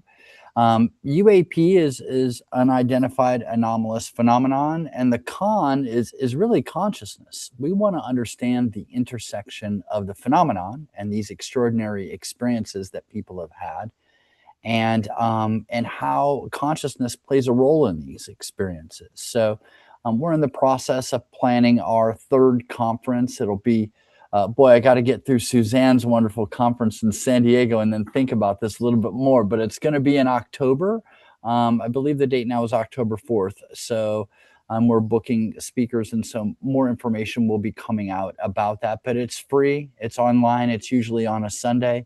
And the other recordings are available on our YouTube channel, which is UAPCon, and they're available to take a look at. They're really great. We've had so many wonderful guests, including Whitley, in fact, it was in the first UAPCon, and Alan hosts that conference for us, along with our Master of Ceremonies, Dr. Tara. And so we're looking forward to this in October to exploring the intersection of consciousness and the phenomenon again. I just want to say about UApedia, there's a lot of stuff about UFOs on the internet, but what UApedia does is check their sources. It is a trusted place to go. It's not too woo, but they are on the edge, but they're also grounded in research and talking to the people. It's not like it's an exclusive sort of club. They're trying to make evidence and stories and research about UFOs, UAPs available to everyone in a really grounded way. Well, let's take people to the website for a moment so people can see it. It's uapedia.ai, uapedia.ai. There's so much here, so many articles, so many highlights to look at. I mean, it's like the Smithsonian Institute the start of the Smithsonian Institute of UAP stories. And if you click here on UAP Con, that's where you can learn about. I'm going to accept all your cookies.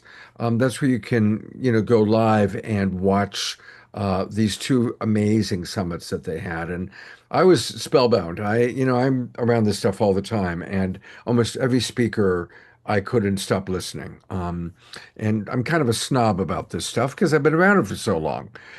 So you guys are really the creme de la creme. Yeah, Um, it's a resource. It's a very important resource for a world waking up to what? This mean this is real. This is why this is so important. yeah. Right, Suzanne? Yes. I mean, I think the prevalence of contact is becoming crystal clear now. And, to a mainstream audience, especially with the release of, the most recent movie Disclosure and, all of the people stepping forward and talking about their experiences.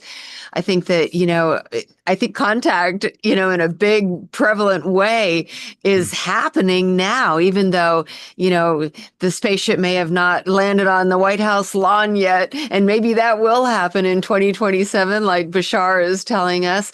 But even so, like Whitley, and we've been exploring throughout this episode, it's part of our consciousness expansion. So beyond a physical experience with ETs, there's an expansion of consciousness that can give us access, to them, not just through channeling, but, through CE5 experiences and the telepathy. And so, yeah, I think that contact is imminent in many different forms. Well, So yeah. this is where we're going to start taking questions from the audience and comments from the audience.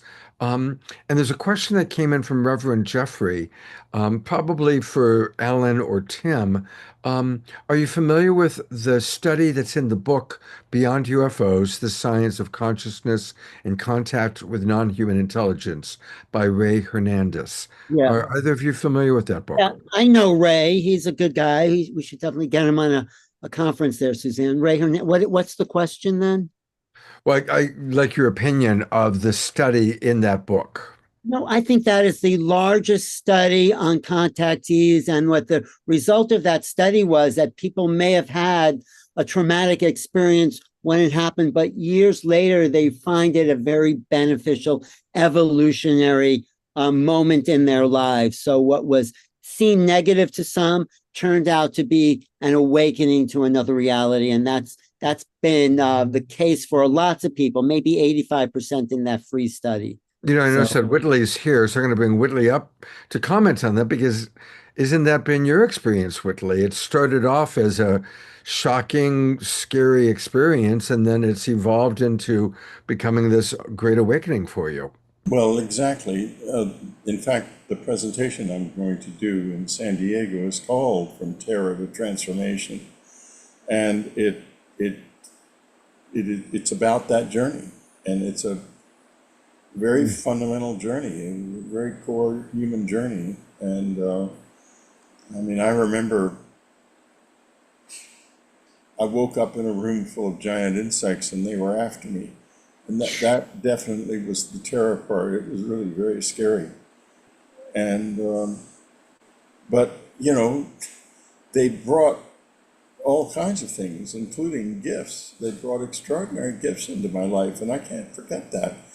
I've often thought about the abduction and all that occurred, and I decided finally that I'm very interested in the teachings of Jesus. I wrote a book about Jesus called Jesus: A New Vision.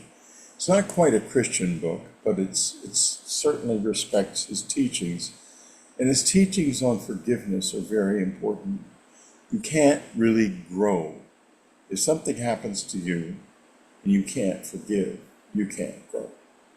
So I'm very much, the abduction experience is very much in my past now.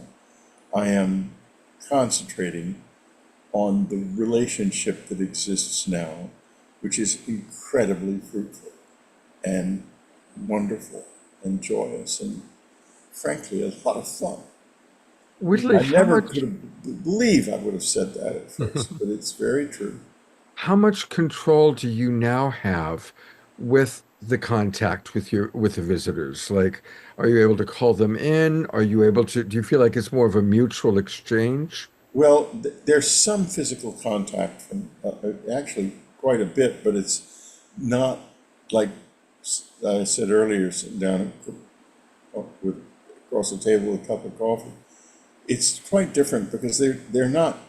I had a period when I was trying to get them to come, one of them to come live here in this flat for 2 weeks. And we went back and forth, and I gradually got down to 30 seconds. Wow. And she showed up for about 30 seconds. That's exactly what happened physically, because I was thinking, I've been doing this for so long and I never see you guys anymore. And when I lost the cabin in upstate New York, the last time I really had contact with the lady on the cover, well, she showed up at the little condo we were in San Antonio in the middle of the night with her guardians, and we went walking. We walked through the neighborhood, and she picked pecans off. It was the fall, and it was very quiet. It was November, and we didn't do anything except have a quiet walk. I don't recall any communication. Being with her, as soon as you get into her space, you see the world as she sees it more, and all of a sudden, all the buildings, which looked perfectly normal to me, didn't look so good. I mean, they were badly built, and I could see every crack and every crooked corner. And I thought to myself, a little chipmunk running around in his burrow thinks it's just fine. But if you're in a zoo and you watch him, his burrow is a filthy mess to you. And that's kind of how I think she sees our world. She once said to me, I once said to her, "What can I give you?" And she said, "Child, you are so poor. What could I possibly want from you?" Wow.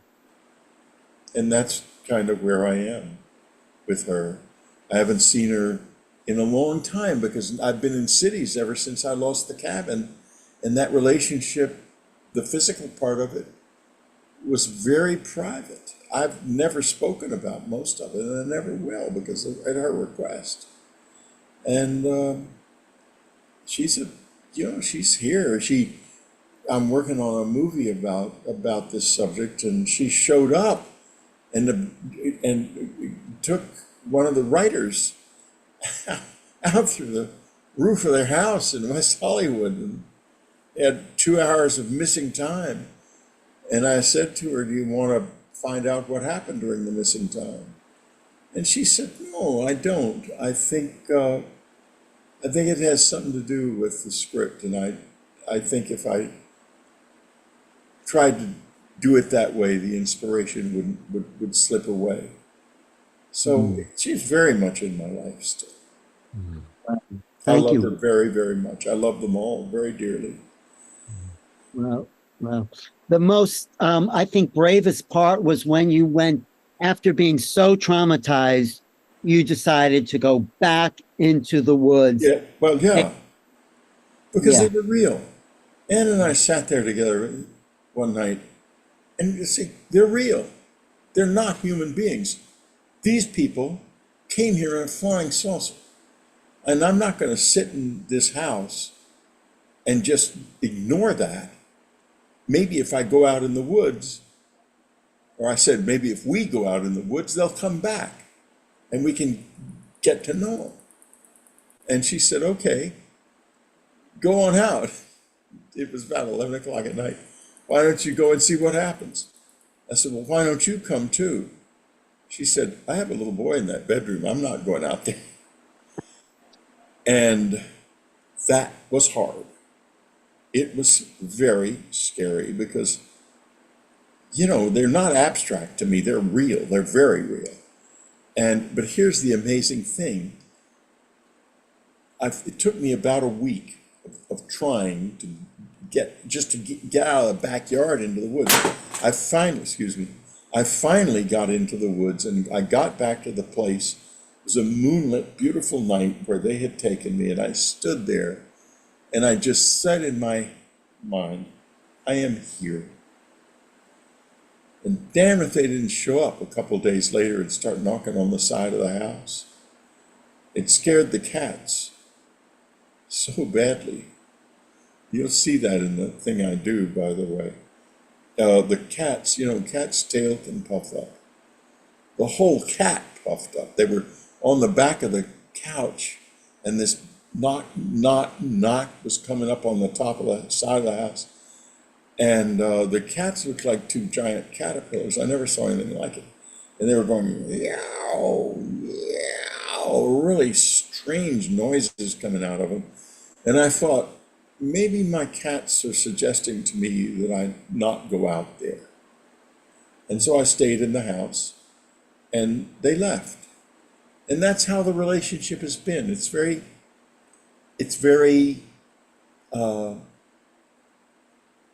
there's a lot of, it's not easy, let me put it that way, but it's very productive. Well, you're a brave warrior of truth. I think being with them is like having an NDE. Well, you're on the front line somehow for the human race. You've done it more than anyone that probably in the history of the phenomena you've engaged them. Well, apparently so, but that's because they took an interest in me, and I then took an interest in them. But you're a great writer. People always ask me, how do I do it? And it's a good question. The answer is I don't know. They just showed up in my life, and they made their choice, and that I don't know why they would choose one person over another. Well, now that's an interesting question, because then we get a chicken or the egg. So just curious about your own personal view. Do you believe that it's possible that, we hear from Eben and others that there, outside of this realm, there is no time. So do you believe that it's possible that on a soul level, you did choose this as part of your soul's journey? I have no idea. I can't answer the question because I don't have any factual basis for that. But, speaking of the incredible message that Eben has, he mentioned how millions of people have now had near-death experiences. The tradition of shamanism that dates back to the beginning of time, probably, of the species, is that you have to walk in the world of the dead in order to become a shaman. And what has happened is medical science has basically been manufacturing shamans on a massive scale. I love that way of looking at it. Yeah, and believe me, every one of those people is now living at a different frequency. Yeah. And the whole species is following them. So his message is very, very important. Because it's not, my message is, how do you live with the visitors? And as our frequency rises, more of us will do that. But his message is, how do you find the frequency that you need to reach? So, ask both of them. If you want to ask how to get into contact with them, you gotta definitely go to him, and then you come to me. I want to read a comment from Carrie Harbin in our audience. She says, I had a very wild and frightening experience. And when she got back and discovered your book, Communion, it was very, very helpful, very validating, and very comforting. And I'm reading Carrie's comment because I think it reflects really the comments of thousands of people over the years, all those letters that you've received. How many of those people are you able to stay in contact with? And is there, just as you described, the NDE is creating shamans, well, communion and these experiences are creating shamans as well, yes? Yeah, that's very true. I'm not in contact with them directly, many of them. It's been a long time since that happened, and but the letters are all collected at Rice, and so the letters are there. And I suppose that some of those people are still around and probably would be would be willing to contact me again, but I haven't pursued that. Anne did, and in the 90s, but so much happened in our lives. We went through a lot, and the fortunate thing is that somehow, by some miracle, she saved 3,000 or 4,000 of those letters. And I seem to recall you saying that you were, at some point, you were going to donate those for research. Directly Tim? to Rice I University. did donate them. They're at Rice University. Oh, okay, so you did, all right. Yeah, absolutely. They are at the Archive of the Impossible at Rice University, and anyone can go look at them and read them. They're not. You have to sign an agreement that you won't read anybody, won't keep anybody's addresses or anything. Right. But you can see it. You can look at them. They're free to see. No, I just want to say one thing, Whitley. The reason I think, who knows, why you were trying, because you're a good writer, you were able in communion to not just describe the experience, but actually give people the experience you were going through because of the way you wrote it. And the picture on the front, it was an initiation for the world communion. And that who knows, maybe that's why they picked you to be a spokesperson. Maybe, who knows? I never think about that. Okay, don't think about it. What happened to Tim? And No, I'm just doing my thing. I mean, I'm a very stubborn person, and when people started to sneer at me and laugh at the fact that I was raped and all that stuff, I just said to myself, oh, hell, I'm not going to walk away from this now. The meaner they got, the more determined I became. And so, what happened to me on that night was both the most challenging and scariest thing that ever happened to me and the best experience of my life, both all wrapped into one. well, did Tim Spenny have a question there, Scott? I think Tim's working to get some more light going on. Yeah, I think I'm all set now. Okay, Yeah. great. Let's bring Tim up. Do you have a question there, Tim? Comment, Tim.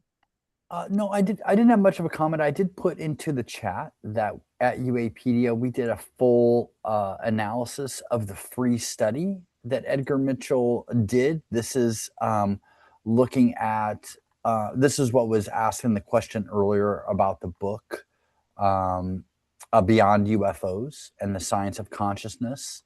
So if you look at that free study that Edgar Mitchell put together, it's a foundation for research into extraterrestrial and extraordinary encounters. And one of the things that we're trying to do at UApedia, and certainly through the presentation at the retreat in San Diego, is to normalize these extraordinary experiences. Whitley went through this really extraordinary experience. Certainly others have too. The book Communion and his other books have resonated with so many people. And being able to normalize those experiences, I think, is really important. And letting people know that they're not alone in these extraordinary experiences, and bringing it to the forefront so that people can find community and understand, the meaning behind some of these things that happen to humans. So outside of their five senses. So I think it's really important work. And I think the link, the study, the free study, is a really important study, and I'm happy that someone brought that out in the comments. It's really great. Thanks for bringing it up, the extraordinary experience part, because more and more people are having that, and coming to the San Diego Transcendence retreat, people can share their extraordinary experience. For me, why I go to all these, it's our community, it's our family, it's the place where we can talk with, because no one's judging us about our strange, unusual experience. Right, Suzanne? That's sort of why you even do these, to bring together communities. Want to say Yes, thank you for that. I mean, I've had my own personal experiences. I think these contact experiences are multi-generational. That's been the truth for our family. And I've been very transparent about it across These social media and YouTube, so it feels good to be able to share with a community who's open-minded to these things, and explore, why does this happen to certain people? And I think that answer is given in the way that it impacted the course of their life thereafter. And I think Whitley's a grand, representation of that. Well, Suzanne, let's invite everyone who's listening to the retreat, the San Diego retreat, and you're going to give them a slight discount if they buy a ticket, right? What is that coupon? Yes. Quantum 20 is the discount to get a 20% discount on all of our passes. Some of the passes are bundle passes where it includes the sunset dinner cruise, workshops. Also, we have just a regular weekend pass. You can just come for 2 days. And if you have favorite presenters, you can come for that day only. And then we do have the Bashar show on Saturday night. You can come for that afternoon, or the Wisdom from North show on Sunday night, and you can come just for that too. So you can go to the tickets page of the website and, choose the pass that works best for you. You can add on the dinner cruise. You can add on workshops. So we make it possible for you to customize your experience by choosing how you'd like to participate. And of course, we have summer specials that include a buy one, get one, half off, and then buy two and get one for free. So we have a summer special going on. Right. Beautiful. So here it all is. I'm just going to again tell people it's San Diego Transcendence Retreat.com. And then, you'll see all the different links. I've got it right now on tickets since that's what she was describing. And the coupon code 20% off is Quantum 20. So I'm looking forward to coming down. I would love to see a lot of our global peace tribers there. And like Alan was saying, this is a chance for us all to come together as family, to use GR's term. We are friends and family, and we're coming together and to really meet and connect. And you meet the most extraordinary people. You always end up seeing new friends, making new friends. It's a beautiful experience. Whitley, are you coming on the cruise? Are you coming on the Friday night cruise? Can you do that? Unmute. I have to unmute first. Yeah, why not? I'd love to. We'd love to have you there to get a chance to meet the public and have a it's beautiful. You're on this boat with great food, great dinner, with friendly people as the sun is. San Diego, that harbor down there is absolutely beautiful. That's absolutely It's one of the prettiest cities in the United States. It is. So people can meet Whitley on the boat if you want to come on the Friday, the 18th, and stay for the weekend. And other speakers will be on that cruise too. And yes, it's a really. Who are some of the speakers that are going to be on the cruise, Suzanne? The only speaker I know of who's not going to be on the cruise is Daryl Anka. Oh, wow. So I think everybody else is going to be on the cruise. Everyone else, like name some of the other speakers. Marilyn Gawaki, Lori McDonald, Leslie Mitchell Clark, Barbara Lamb. Evan Alexander, right? Tim, Daniel Branco. I'm sure that Corrine LeBron is going to join us, and Aaron French, Christina Aroche. Yeah, it's a friendly, and the food was great last year. Really had a fun time. And it's just kind of a nice, intimate way to be all together on a ship. Right. And then we get to go on the observatory deck after dinner. So who knows what we might see. Right. Out of the bay. Well, San Diego is a hot spot. So Yes. Here's the poster with all the different people that are going to be the main presenters. I don't think you had mentioned William Henry, who's Oh, been Oh, on the right. thank you. show. Yes. Well, we love William. Yes. Tangela, who of course we love from Soul Search, will be there. Janaki, the one from Wisdom from the North, Laurie McDonald. So it's really an incredible combination of people who are going to be there. And a dust of soul performers. So you've got some music and dance happening as well too, yeah? Yeah, thank you for mentioning them because they will be playing music during the dinner cruise, but then they'll also have their own half-hour performance and play at intervals throughout. And they're both incredibly talented. She was actually an opera singer and he plays the keyboard. But yes, they play spiritual music that's very high vibrational. So that'll be beautiful.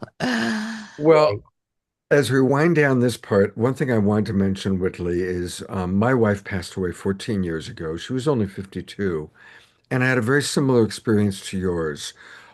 She was very much around, but I was so close to it. I'd always wonder, why am I making this up?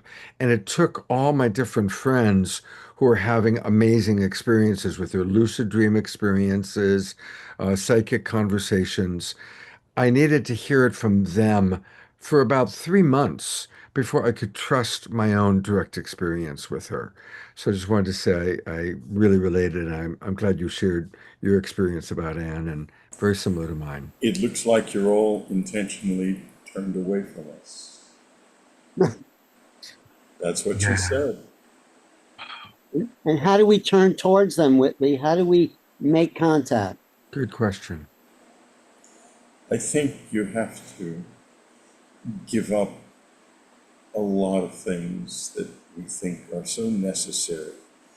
Uh, like, Whitley is me. Really? Maybe Whitley is only something I use to navigate the world. Maybe there's someone else here who is much more innocent and much more available. And maybe that is who will be left when the body dies. And when your attention can come to rest there instead of your ego, you're getting a start. That's a beautiful thing for us to maybe conclude this part of the show with. Let's all really open our imaginations. Einstein taught us that the imagination is the doorway to the other side. That's where all of his wisdom and all of his genius came through. And so let's open our imaginations. Let's imagine a conversation with a deceased loved one that you miss, or imagine a conversation with your favorite archetype or your favorite spiritual teacher. Just imagine what they're saying to you, and it doesn't even matter whether it's really them or just your imagination. It just might be one and the same.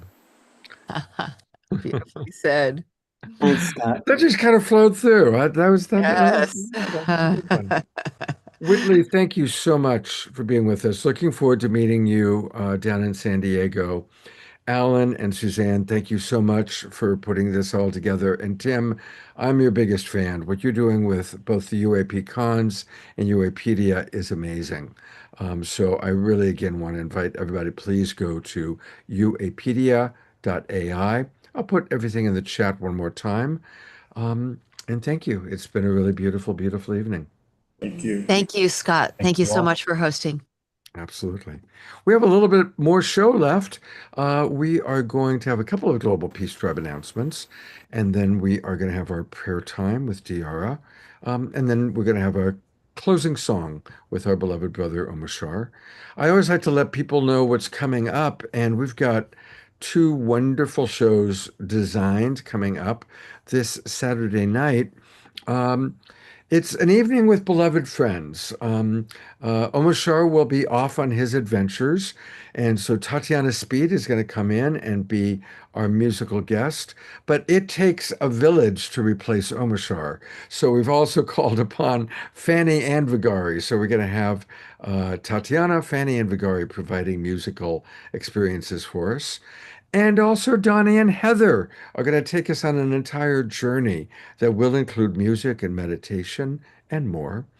We're also going to hear from Marty Casey and Tess Cacciatore. They're going to tell us about what happened in Minneapolis. It was an amazing series of events that happened there connected to Unity Earth. They're going to even share some videos. So for those of us who weren't able to be there, we're going to be able to vicariously catch some of the highlights.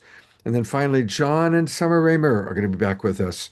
And they have launched an extraordinary new program, which is going to lead us right into International Peace Week coming up in September, and a chance for all of us to participate in a very specific way to create more peace in the world. So Saturday night's going to be a really beautiful show.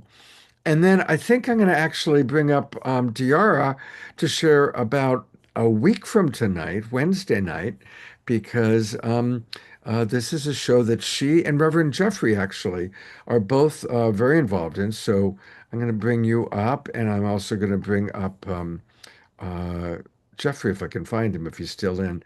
Or Alan, if you can find Jeffrey, that would be great. Um, Diara, what's happening next Wednesday?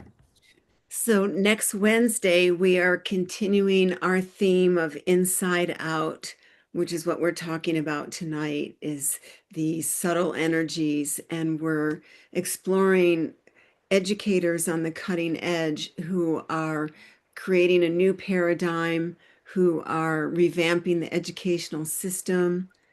And Reverend Jeffrey, I know you have a lot to say about this as well. So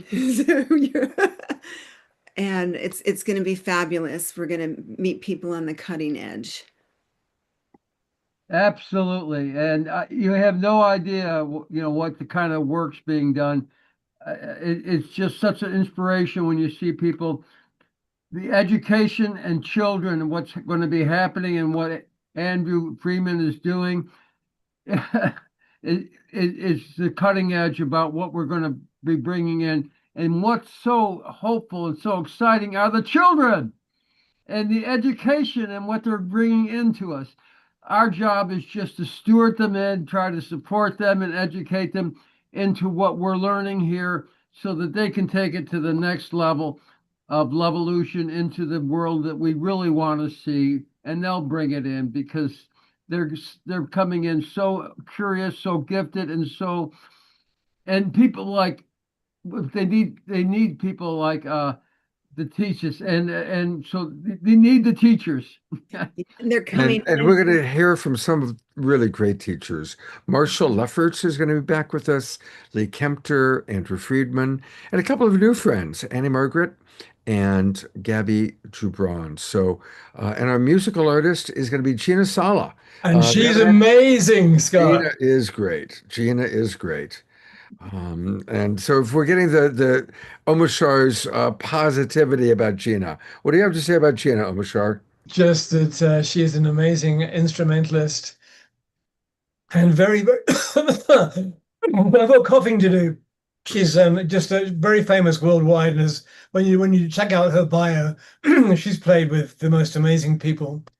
She's a Ravi Shankar level of quality of musicianship. So Beautiful. yes, I wouldn't mind meeting her as a fellow musician. Yes. Yeah, well, we'll just have to arrange for that to happen. We've got to start putting together more in-person events. So I'm holding the vision of Omashar and Gina Sala playing together at a Global Peace Tribe retreat. How's that sound? I did share with her she's got big shoes to fill because she's going to have to come in here and fill in for our beloved Omashar. So she knows. I told her she's going to have to do it, fill in. That's very nice, and we're all unique, and we all fill big shoes, and so thank you for that, Jeffrey. I'm going to let Omashar get some water because he's going to be singing in a few minutes, but I'm going to put the spotlight on our beloved Diara for our prayer time. Thank you, Scott. And to continue with the theme, our children are coming in wide awake, and what we're doing is we're teaching them how to see beyond the material realms, how to embrace the subtle energies, which is what we've been talking about all night tonight, whether it's an NDE, a near-death experience, where we've gone out, we've viewed what's we commonly call on the other side and come back into our bodies to explain and experiencing it, whether it's telekinesis or telepathy, whether it's communication between entities or other people in this realm, communication from the loved ones on the other side. And every time your phone rang tonight, Whitley, I couldn't help but wonder who that was. And we're seeing so much more communication. We've had lights flicker on and off. We've had things moved. So the stories that we may have chalked up to imagination, we can now embrace as more real as we explore the cosmic and galactic consciousness, past life experiences, as someone is saying, even the remote viewing that you do, Alan. All of these are beyond the material world. They're ways of taking the invisible and making it real, whereas we're in the past have been taught that only what is visible is real. And in the awakening world, we know that there's so much more, and that has been true through time. So in this moment of prayer, as we allow the essence of our beings, as we allow that part that Whitley was describing, the other than the personality, the other than the body that we are, just opening that space inside of ourselves, allowing more love and light in, and taking that breath in, just allowing our bodies to relax deeper into this conversation. And think about the experiences that you may have had personally and allow those to expand. Think about the things you've seen in dreams that may have come true, or dreams that you know where you've traveled, done astral projection. All these things that we talk about in our community, just allowing the expansion of those. And as we're opening ourselves to other beings, other entities, we're also remembering to protect ourselves as well, whether it's surrounding ourselves in light, whether it's asking our guardian angels, whether it's asking our higher power, whether you believe in God, grandmother, grandfather, Allah, all of our interspirituality and interfaith communications and conversations come in here. So just allowing yourself to open even more. Those of you that feel energy, you may even feel your hands tingling, you may feel your body tingling. And we ask that this divinity, this intersection between our human selves and our divine selves, we ask for that to expand in the ways that are right and correct for each one of us individually. We bless Suzanne and Alan and all the presenters in San Diego. We bless all those that come in and through our awakening world, all the musicians, all the psychics, all the propheters, all the seers, all the knowers. We are the way showers. We are the trailblazers. Just allowing our belief systems to expand. Sending love and light to all those in the Zoom room tonight. Many, many new friends here with us tonight. And as Scott said, we are family. We are friends who've become family. We are family. And we bless this safe, sacred space where we get to come in here and be our real selves. And we invite through our consciousness all those who are ready to awaken, to honor the experiences they've had. And those who are feeling loved ones, we also remind you that the grief, the level of grief that you feel is tantamount to the level of love that you experienced. And we bless those tears. We bless the expansion of peace as this silent space continues to open, as this spiral of life that moves up and down, includes the all of it.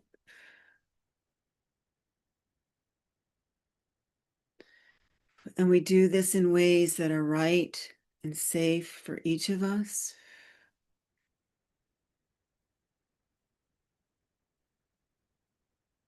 And we learn in this quiet space that there is so much. And we allow our sensitivities to continue to expand and open.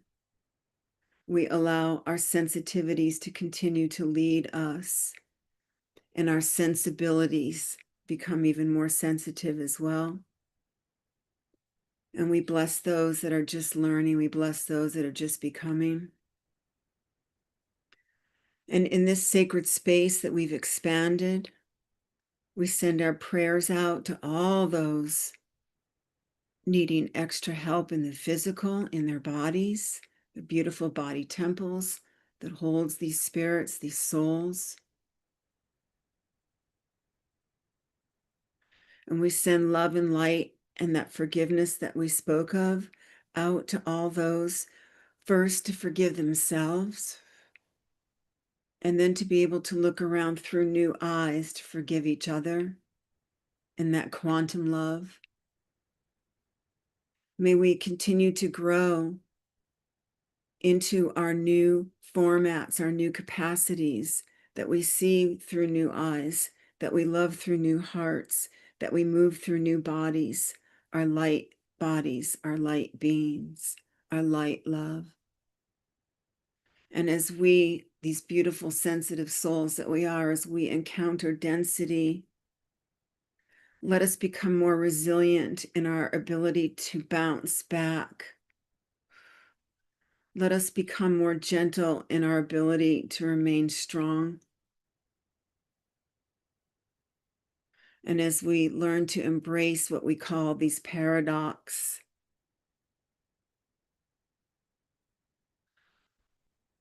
may we increase our capacity to hold it all and to love it all and to be of service to all. And so giving yourself a big hug, because as we know, it starts with self-love, and then we can share that with each other. We pray for peace,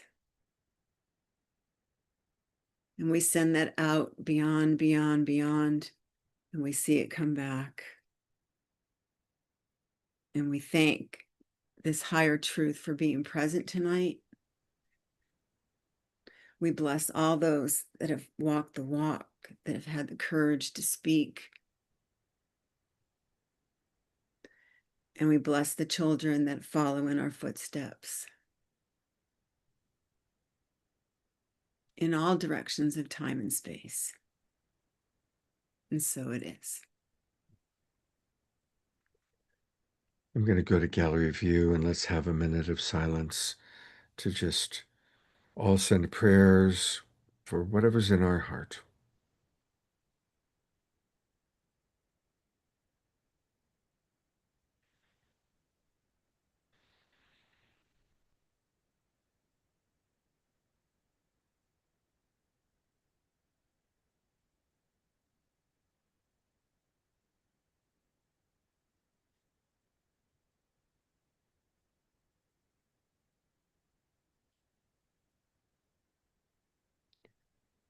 Maximum grace for our beautiful planet, maximum grace to those that are in leadership positions to do what's truly the most loving choice for the whole. And may we all awaken individually and collectively, again with maximum grace. I want to thank whoever it was that noticed that the poster said Saturday. I quickly changed it. It's a Wednesday, August 29th, a week from today. And please do invite people to our wonderful awakening world. Every show is a good one. And I'm feeling a little sad. This is the last live Omashar experience for a few weeks. So let's all relish and appreciate our beautiful beloved brother. Yes, Every show is a good one. I don't know what to say, Scott. You get deeply involved with the group consciousness as we have here, and you feel connected. And so I'm really looking forward to my adventure to Canada, and who knows what's going to happen in England, but something wonderful. That's for sure. I'm holding a vision you're going to be able to work out going to Glastonbury while Alan and so many of our friends are there. I wish I could, but I will have literally only been at my mother's like for 2 days. And so, I mean, my goodness, that's the biggest carrot ever. It's an interesting one. So anyway, thank you. Sure. Yeah. Are we ready? Are we ready, Glastonbury? We are.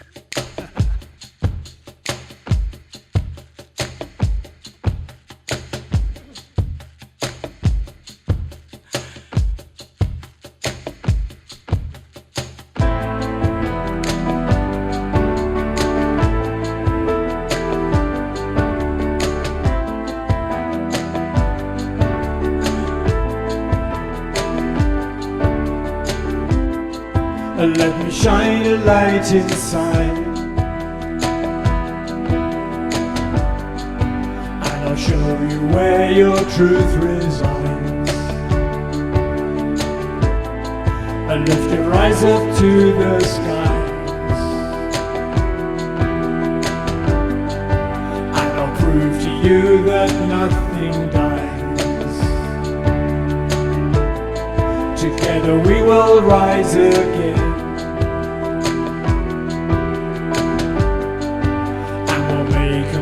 for what we've done. Let me take your hands in mine as I look at you, your spirit shines. I know you hear me, so please do not fear me, 'cause I'm here to lift you, restore you to glory, and love you and hold you, and be your victory. My child, I will welcome you home. Welcome you home.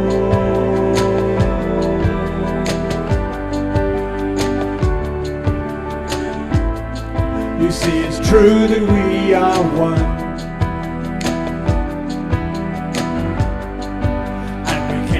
from the central sun.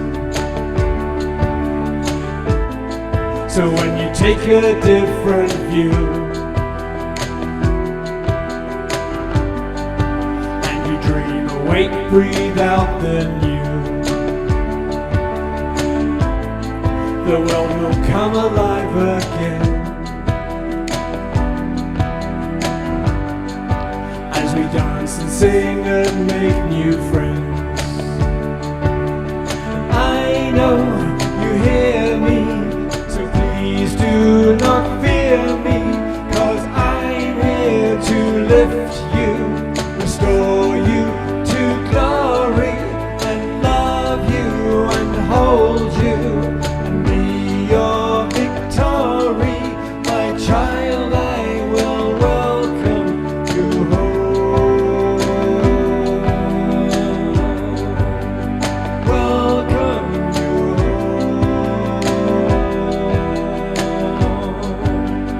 Welcome you home.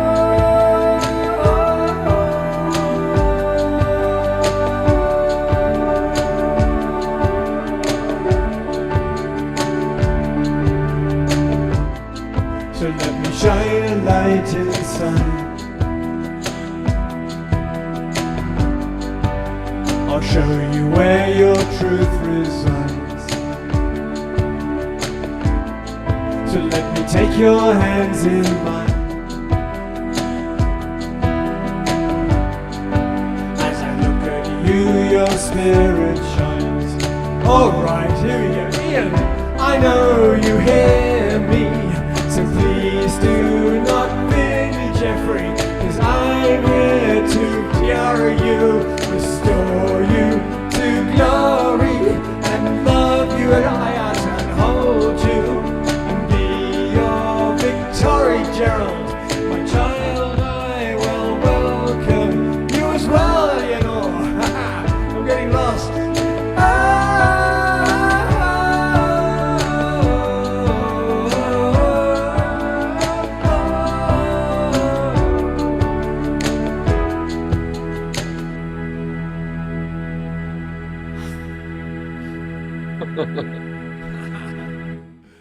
Woo-hoo-hoo! That was amazing. The best one, Omashar, was when you actually said DRU, because the next line was you, and you got DRU right in there. Those I know, man. Yeah. You can't write this unscripted stuff up. But I totally did not know how to end the song, so I just had to press off. But my voice is kind of gone when you don't eat for a few days. It happens. Yeah, well, thank you for making it through three wonderful songs. Oh, Let's all send maximum grace to Omashar. Safe travels to Canada, safe travels to England, somehow finding a way to take good care of his mom and get to Glastonbury. And maximum grace for you to have the best trip ever and come back here safe and sound with a clean, healthy voice ready to continue your wonderful service to us. thank you so much. And Susan, Vancouver. And Susan in Vancouver. No. She said where in Canada, and so I'm just looking at the chat. Okay. I have it flowing up the right-hand side of my screen, dude. I have everything here. Can't miss a jot. Anyway, whatever. So we all, my head went into her praying for Susan Vancouver. So there you go. Well, let's pray for her too. So, hey, safe travels, brother. We love you very, very much. Yes, thank you so much, and yes, I'll be back in September, Phil. Bye. All right, everybody. God's blessings. Have a great couple of days. I hope to see all of you on Saturday. And remember, we're all going to use our imagination to connect to the other side.